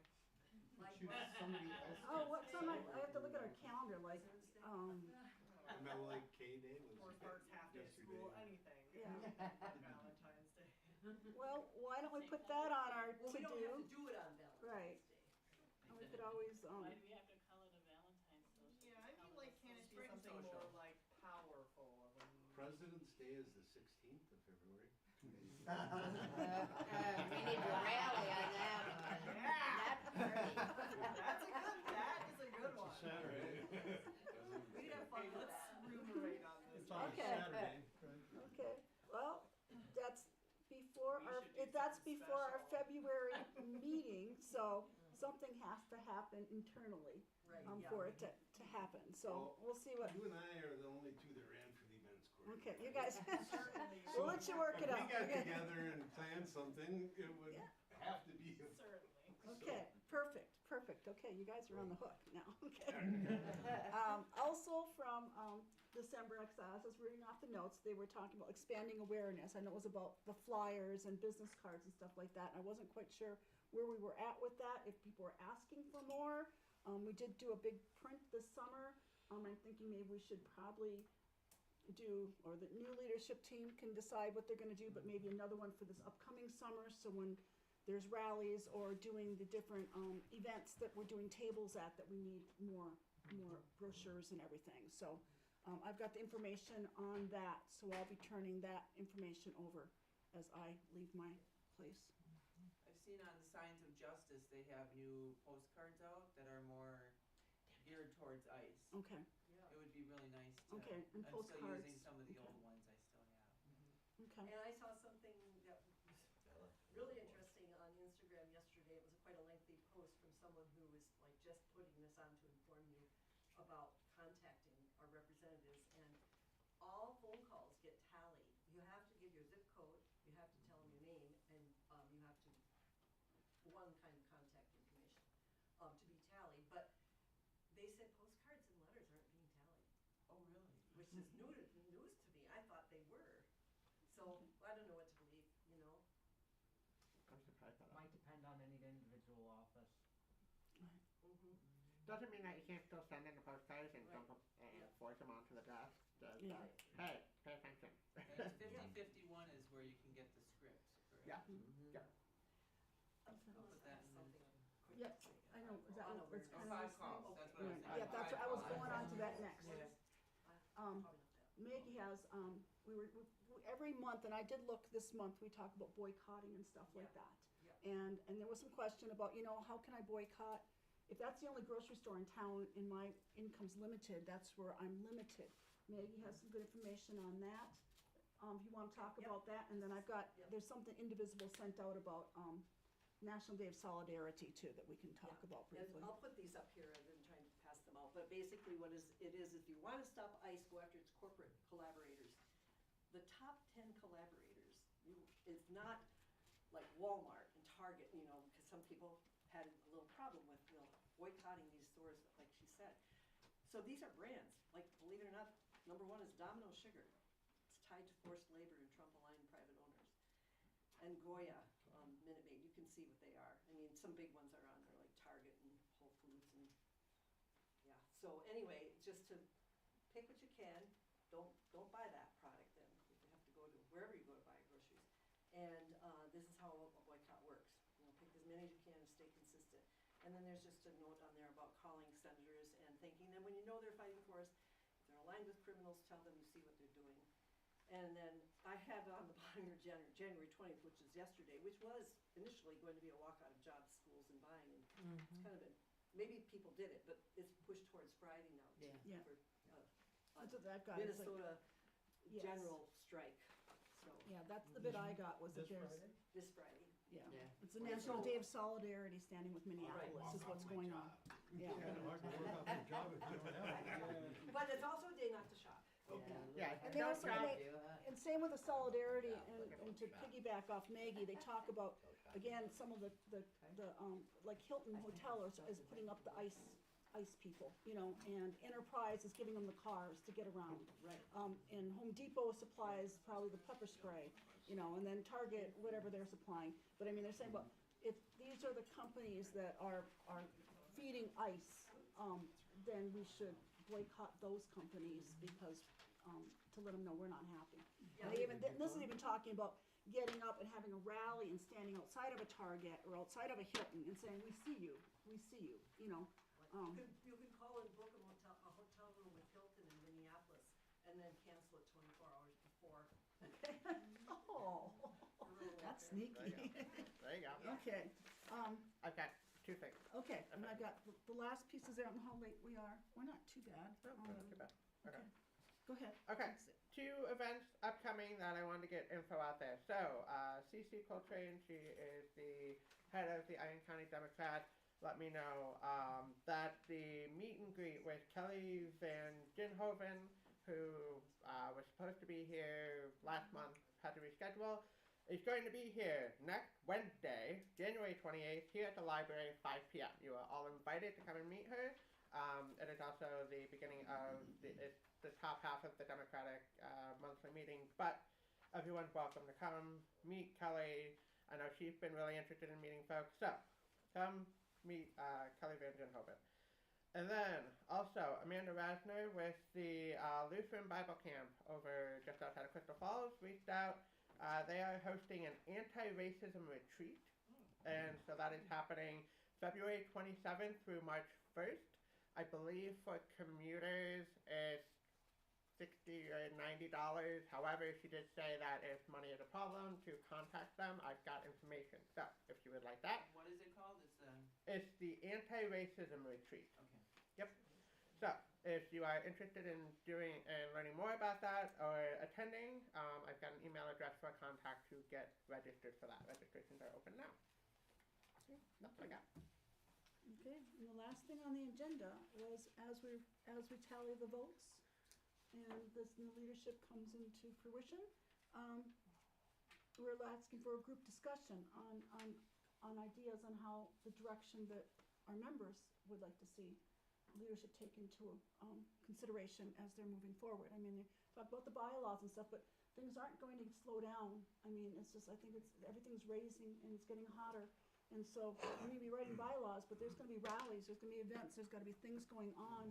I mean, I put down a couple things, like, you know, even like today, or was everyone happy with that, how to photograph ice or video film ice? I mean, that kind of things you need to know, training, speakers, specific speakers,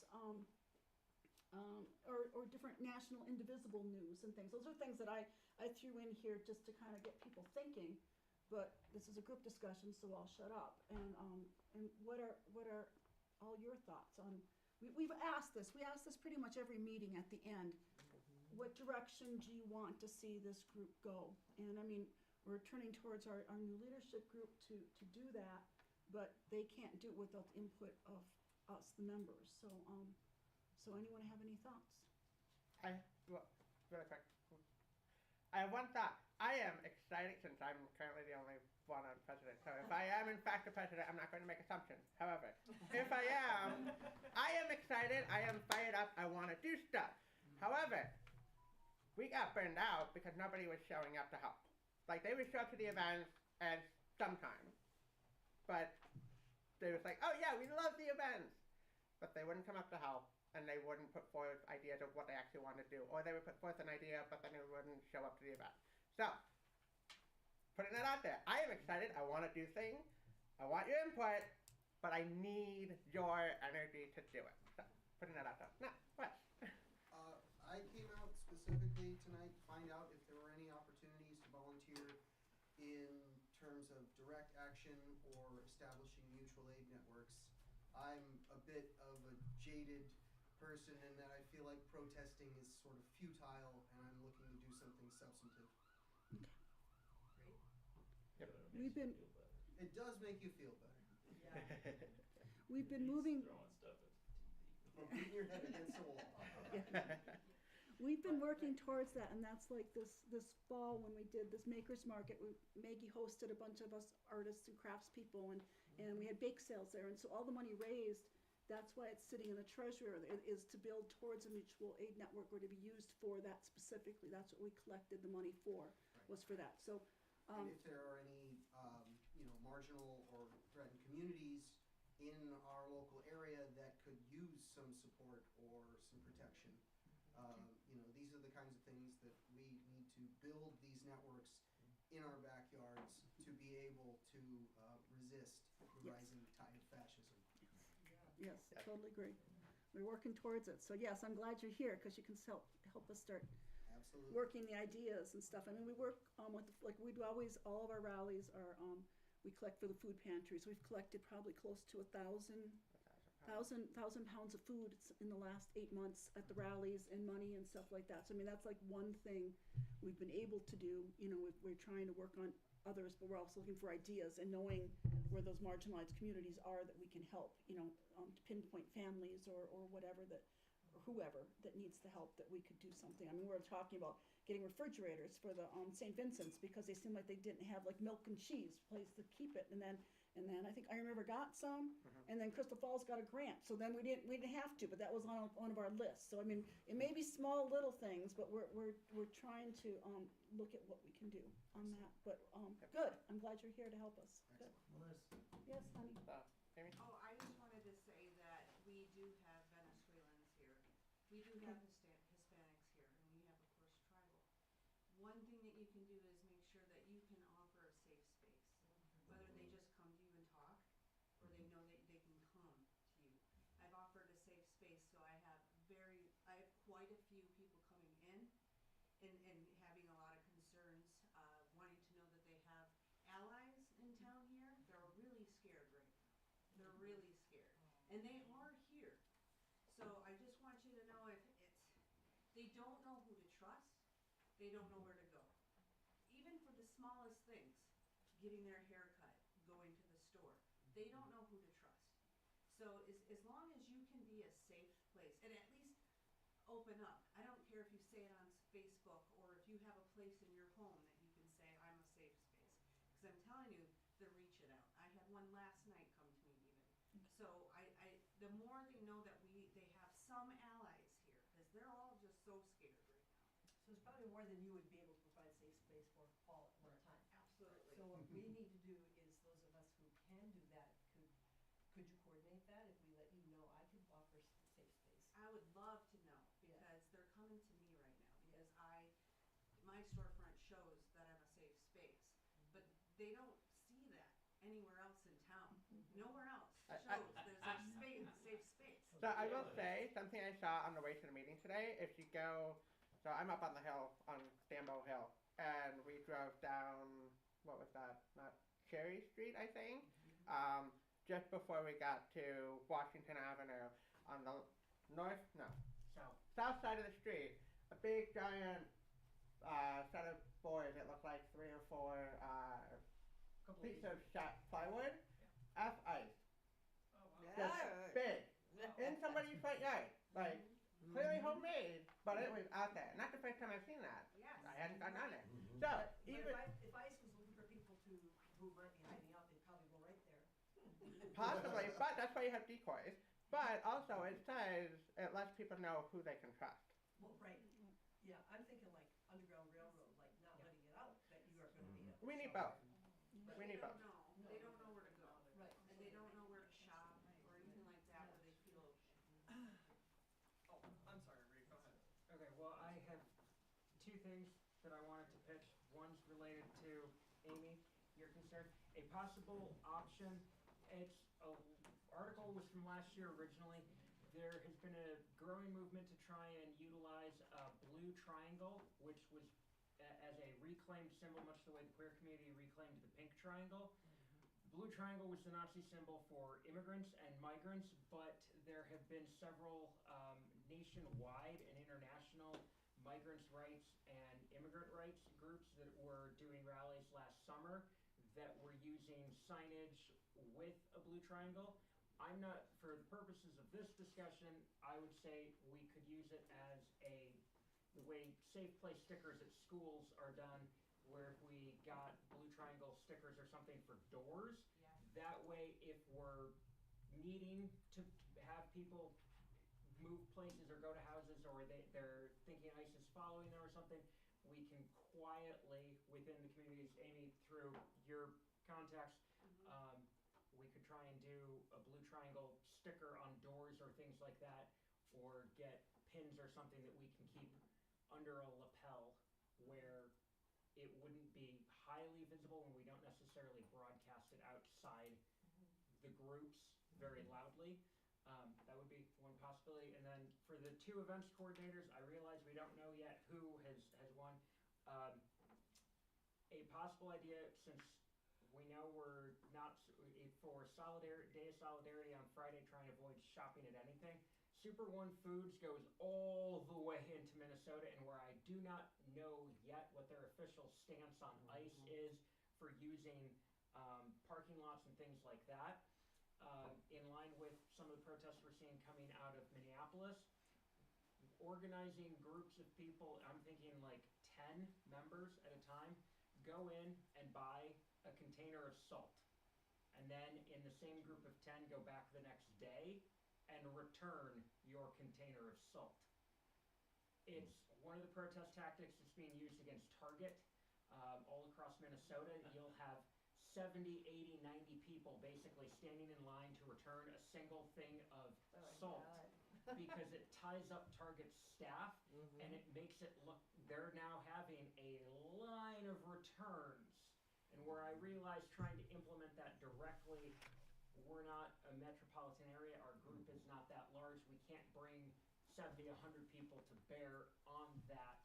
But once we refine and find out exactly what Super One's stance is on ICE utilizing their spaces or going after their employees in Minnesota or anywhere else that they do business, a possible thing would be to start gumming up the works at Super One, since they are corporate owned, they are no longer locally owned Angeles Foods, and given that we know some of the cashiers there are of questionable politics, and I also want to make sure our members stay safe, I'm thinking groups that can support each other, 5, 10 people doing it at a time.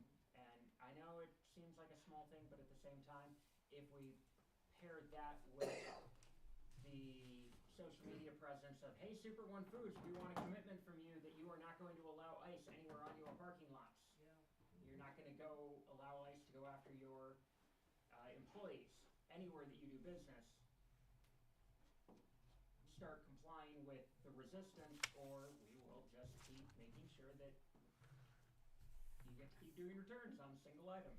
That's a possible idea for people that. Ice, is that the idea? Yeah, that's the idea. Yep. I love it. Exactly. Yep. That's exactly the fun. Rebecca.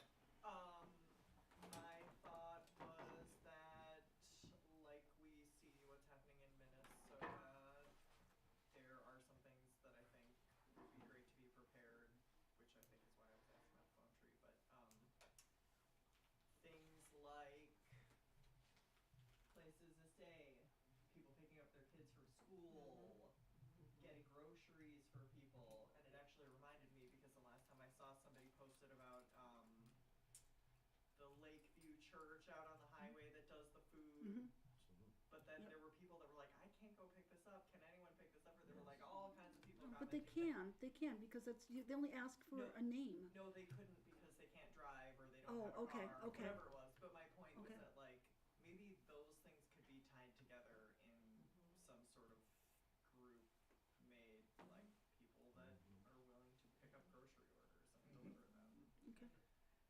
I could have a note I would pass, because Melissa and I work at the food hangout. So you could, or ask people that you recognize that come in. Because they're, well, Jan, she collects for other people beside herself. So see if she could add one. Sure. And for grocery stores, when during COVID we organized pickup of people's deliveries, they could call their delivery into the store, and the store got organized with sheets, order sheets, and they had and one employee that was dedicated to going around and filling those carts, and they'd have the credit card number from the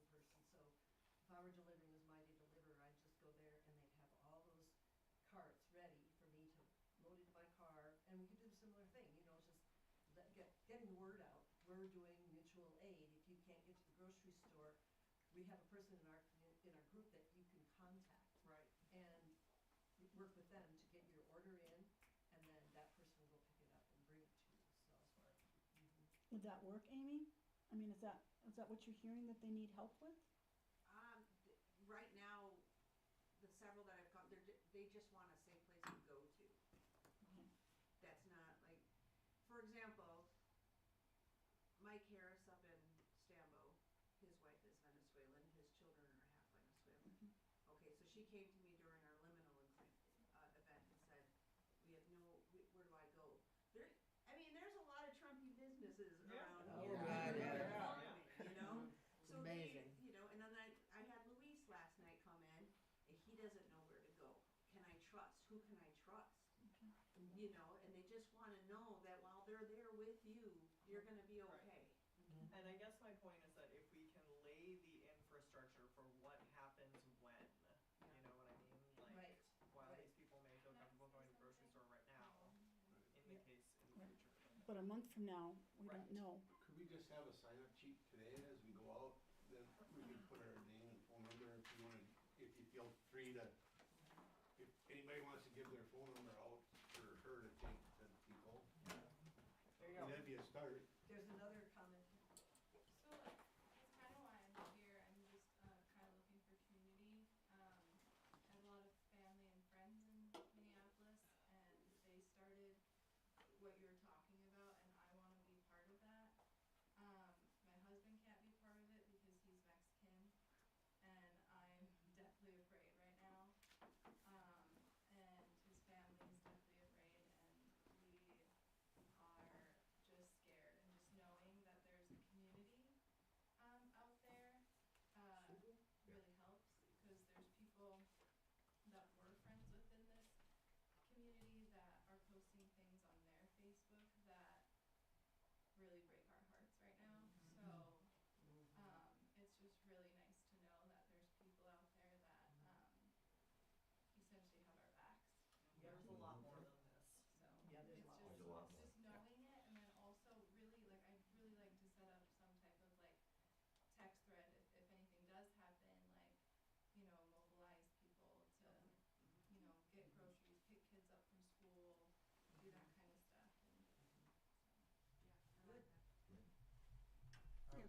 I would say one of those things that would be nice to plan for an eventuality, worst case scenario, if anybody knows a defense lawyer, or if anybody can get good legal advice or good legal counsel in case you have to get somebody out of detainment or advocate for someone who's been detained and you don't know where they are. Those are the kinds of resources that are hard to come by, that are rare, and that are really valuable in a time. I know Hannah Goodman would be a good one here in town, just in case if anybody needs to know. That would be the one to call, is Hannah Goodman. She'd be willing to fight. Okay. We got somebody in our pocket. You know? I mean, So you know. Maybe we But should it's like I remember. local resource page, Well, Yeah. lawyer, Yeah. you know. Yeah, because you talked about that earlier this summer, Amy. You brought up with that. How do we identify, you know, friendly places or places that we would go to? But that would be the same thing. Here's a good doctor. You know, a doctor that's very open-minded. You know, we've got a lawyer, and if we could come up with a list, and then Seriously, we do, because who can you trust? right, Yeah. You know, you don't wanna go to somebody that doesn't have your interest at their right. interest, you know? So we do need something like that. Where are our resources? Who do we have? Yeah, we should compile. Put it on a little card that we can give to people. Here, Professional welcome to our community. You know, something like Yeah, that. there Like you was said, for you to know where you can go. You There know. was a good conversation going around after Renee Good's death that weekend, after when a home was searched. It was a home of indigenous woman and husband, and she videotaped the whole thing. It was horrifying. Did anybody see that? It's circulating on Instagram. But out of that arose a discussion about the difference between harboring and sheltering. And you can, there's a fine line, but there's a legality issue there. Like you can harbor without getting yourself into some little problems, or if you shelter, I think that's different. I'm not sure, but we need to look into that, because what you're talking about, they're just dropping in because they want to have, you know, they have someone they can talk Yes, to. right. but there might come a day when ICE is in town, and now we need to say, Well, that's go to when this they're person. kinda getting the feelers Yeah, out. right. Can I be trusted, or do I have to flee? Do I have to leave this town? Right. Or No, are there we people here? should be able to provide some protection for these people. We just have to coordinate that. Where are the homes that people can go to? Right. Where they won't be found, or, you know. Well, and understand how, Rhea taught me this one, how they connect you. That if they're really searching, you have to make sure it's not a relative, it's not a friend, it's not someone that's in part of this group, if like, which is like, you know, because they would start looking at the members of this group saying, oh, she's part of this group, so these are potential places they would be, so we've gotta think like that, you know, too. I mean, you wanna be able to say this is a safe place, but then everyone's name is on a list, and so you can go down the list and say, huh, there's one, and they could be knocking on all, well, they're probably eventually gonna be knocking on all our doors anyway, so. Right. What the heck? Yes, I feel like we should safeguard will this. not. But if I have a phone number, I mean, they know I'm Margaret, they know because I have the biggest mouth in town, but if I have a phone number that I can text in 2 seconds to say, they don't know Aaron, Yeah. I can say, Aaron, I need you. Uh-huh. I can text you, Yeah. you. Uh-huh. They know Yeah. I'm gonna do something, but I know you guys, Yep. and that's what I wanna do. Okay. And Um, I think this is a kind of conversation that we have in this group that we probably don't wanna broadcast it for the purpose of keeping these people safe, but just so that we can come up with some sort of means of protecting some Yep. people that need it. So I have a question for the group. It has been brought up before, and I'm going to bring it up again, given going forward, and we're also coming up on time over time, but that's okay. Good discussion. And that question is, given everything, is once a month enough? Is meeting once a month enough? Because I have my opinion, but I want to hear from others in the group, because I can think rant about that a long time. You can always add extra meetings. Right, and let me ask, so how many people in this room are on the east side of the county? Raise your hands. Oh, that's quite good. Because I was gonna say, maybe we could do once a month in the west side and once a month on the east side. We talked about that maybe, Yeah. but I felt it divided us. Yeah. Becomes east side versus west And side, then and you there's a get history in information. there too, so I mean, Yeah. it's, But I'm just I thinking think- of accommodating people, but Yeah. it shouldn't be a problem by the looks of it, that there's a lot of people here who had to drive over. if we could all just meet in Bates, it'd be perfect, but we haven't found a place in Bates yet. Would it be possible to do, like, if we did once a month in person and once a month, like, over Zoom or something, where people could get together? Just, I've seen other groups do that, just Yeah. something to throw out there. We have technology now. One possible, Not everybody has good technology. though. yeah. That's the And we talked with the current leadership team about maybe trying to do twice a month, because, my thought was because leadership meets twice a month right now, and we were gonna do that until things we got in a good rhythm, and then we can back off to maybe once a month, but we've been meeting twice a month. But one of the thoughts was if we had leadership meetings and then had the general meeting after the leadership, because leadership's getting together already, and then run a general meeting after, so then we're not asking our leadership people to meet 4 times a month, or 3 times a month, that it would cut it down. So that's one thing we've talked about, maybe doing something like that. I also know we can only be here once a month, so Yeah. we'd have to find another meeting location. I would say once a month, because as soon as we head into spring and that, we're gonna get real busy with all sorts of events and stuff. And then you gotta make, space for another meeting. I don't think we're gonna be able to handle all of that. Unless Maybe we, once a month with a possibility of an emergency meeting during. Yeah, exactly. or you do a subgroup saying, like, say from this, everyone wants to start setting up this, we wanna set up a hotline here and come up with a safe place, and to help you. If we say, okay, you get this list going around, and you get all those phone numbers, there's nothing to say that group couldn't meet to talk about that, because they're signed up, and they're saying, yeah, I can do this, and I can do that, and I know someone's here, or someone that can do that, I can offer a room, I can offer, I can go get groceries, so I mean, that might be like a subgroup, that you would pull out, I don't know. So here's a reason, so my personal opinion, I will share it really quick, is I feel like, given everything going on, at least twice, minimum, preferably every week. And the reason being, right now we're looking at 2.5 hours of meeting time. I don't know about y'all, but it's a lot of information. It's a lot to happen in a month, and we didn't even cover most of what happened in the last month. However, you have more frequent meetings, shorter time periods. Yes, you still have to dedicate some time, and I recognize that. I do. Believe me, I do. And it then means that you're focusing on what happened that last week instead of the last 4 weeks. Because there's so much happening that then we all become paralyzed. I don't know about you, but I just sit there and I'm like, I want to go be an office and stick my head in the sand and go, la la la la la la. I can't handle it. So, that's me, and I'm all, let's burn it. I'm not saying burn it, but I want to. If that's me, I can only imagine everyone else. So, so the reason why, and I know it's a time commitment. However, I'm not expecting that everyone on leadership be at every single meeting. I'm not saying that every person has to be at every single meeting every week.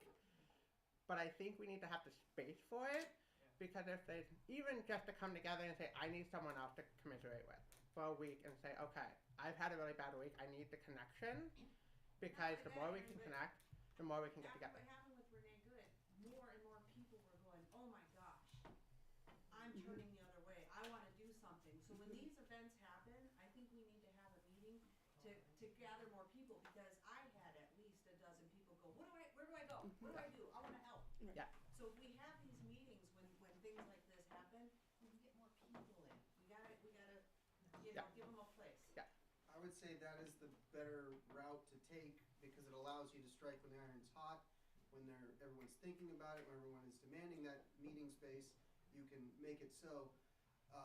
And then on the other hand, if you increase the number of meetings per month, you tend to actually dilute your turnout with each subsequent meeting, as everyone just sort of picks one that works from their schedule, and then you don't actually get the meeting of the minds that you would achieve if you had a singular, regular, occurring meeting that people can plan for. Right. I mean, you guys pulled off that vigil, like, the day after.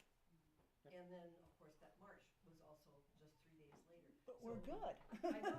So if there's something that happens, there's an incident, say on Thursday, why couldn't we say, get the word out to the public that Indivisible meeting to discuss whatever that incident was on You could Saturday? do pop-up meetings, Yeah. call them pop-up Yeah. meetings. Yeah.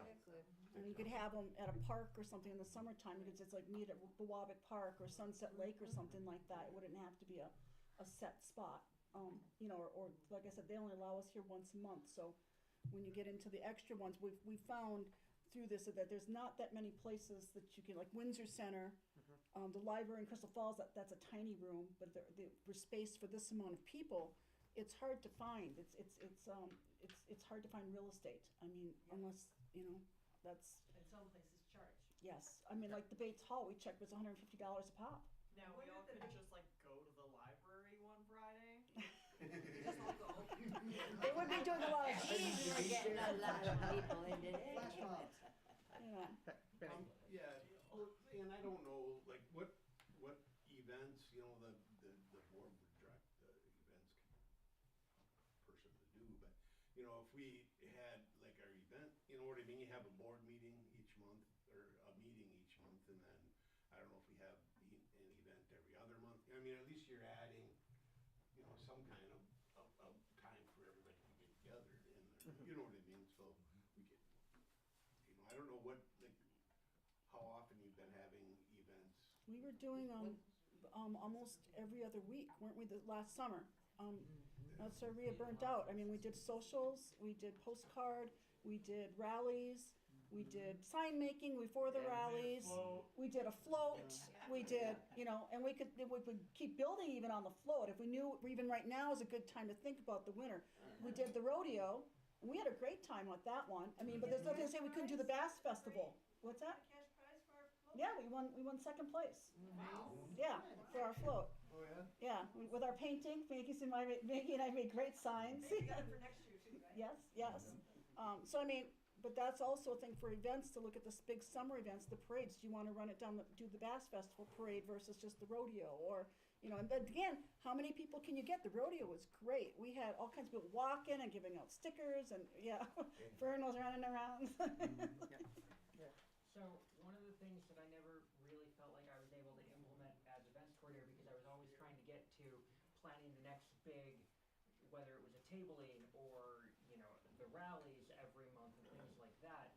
One of the reasons why I'm in favor of weekly meetings is that it gives you a regular recurring thing that you can say, like, I loved the ICE information tonight, right? To me, that could be a weekly meeting. We have a couple of things here. Okay, let's recap the top 3 things that happened this week. One nationally, one state, and one locally. Great. That's the recap. We have a quick half-hour presentation. Here's the 3 action items for your next week. Here's your action item for federal. Here's your action item for state. Here's your action item for local. Great. Hour is done. Everyone, go do a thing. Go participate in the resistance, and let's make sure we keep our community safe. But when your events coordinator, who I appreciate everyone liked the events and thought I did a good job. I did not feel like my skill set was particularly conducive to doing that. I'm not a very well organized person.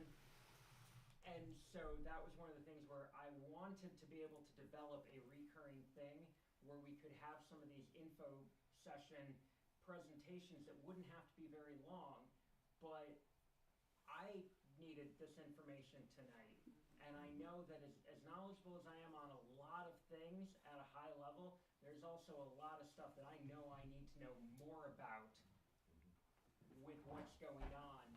And, you know, those 15-minute, half-hour presentations paired with here's your 3 action items for the week, you know, that's the way my brain would find things helpful. So. Good night. Thank you for coming. Yeah. I would say in terms of ease of implementing something like that, maybe those could be Zoom meetings? Digital. Where information can be disseminated, but it doesn't require booking a room or people driving. You know, people could go show up at, you know, someone could, I'm having a couple beers, we're gonna watch the Zoom thing, you know, or something, you know, I mean, you don't have to, it could be, you don't have to sit there alone, you could invite a couple of your members over and do it that way too. Yep. They talk about doing that, like coffee clutching and stuff, getting together, just little small groups and things, but we could do informational Zooms and you know, choose who you wanna spend the time with, you know, it's like. I do think that we would want to keep at least one in-person session just per month. Oh, yes, definitely, we need that contact that way. How often does the national, Indivisible meet? Do they do I don't know, but they promote weekly meetings, that's what they do, they're big advocates on weekly. I think, and I can agree in some sense, but I think they're looking at, you know, larger areas of larger urban areas where you have 300 people coming in, so you can have 100 at a time, and it's okay, or whatever, when here, we're just trying to get 40 of you in a room, you know, so 60 is like, oh my God. Well, that's my point was, like, if they had, you know, if they were doing something nationally over Zoom or over, you know, and if we piggyback with that, you know what I mean? Yeah, they do offer those. They do offer different informational ones. That and SWIM, which is Michigan's Indivisible chapter. Between Indivisible National and SWIM, they have generally at least 2, if not 3, 1-hour, 45-minute to 1-hour info sessions that are, you sign up, they're free, you get a link emailed to you, you click on it, and it loads you into effectively a Zoom call. They've got info sessions for things like that several times a week, depending on what topic is going on, and there is a lot of potential there to develop watch parties, things like that. And I think that would be a fantastic thing for further discussion and trying to find a way to incorporate Posting them out there on like on the Facebook or the emails, just to say there's going to be a national on this. That's what there is I found a good one on. It was teaching us about white supremacy. I thought that would be another good meeting topic. It's a whole piece. I'm not sure if it's a video on it or if it's another like slideshow, but it's a whole thing about teaching about what white supremacy means and how it came from. I mean, how can you fight it if you don't understand really what it is? You know, I know what it is, but you know, there's probably a lot more to it that I don't know. You know, yeah. Okay, I see people putting jackets on. Everyone's like, we're done. We're out of here. Thank you all for coming out on this cold night.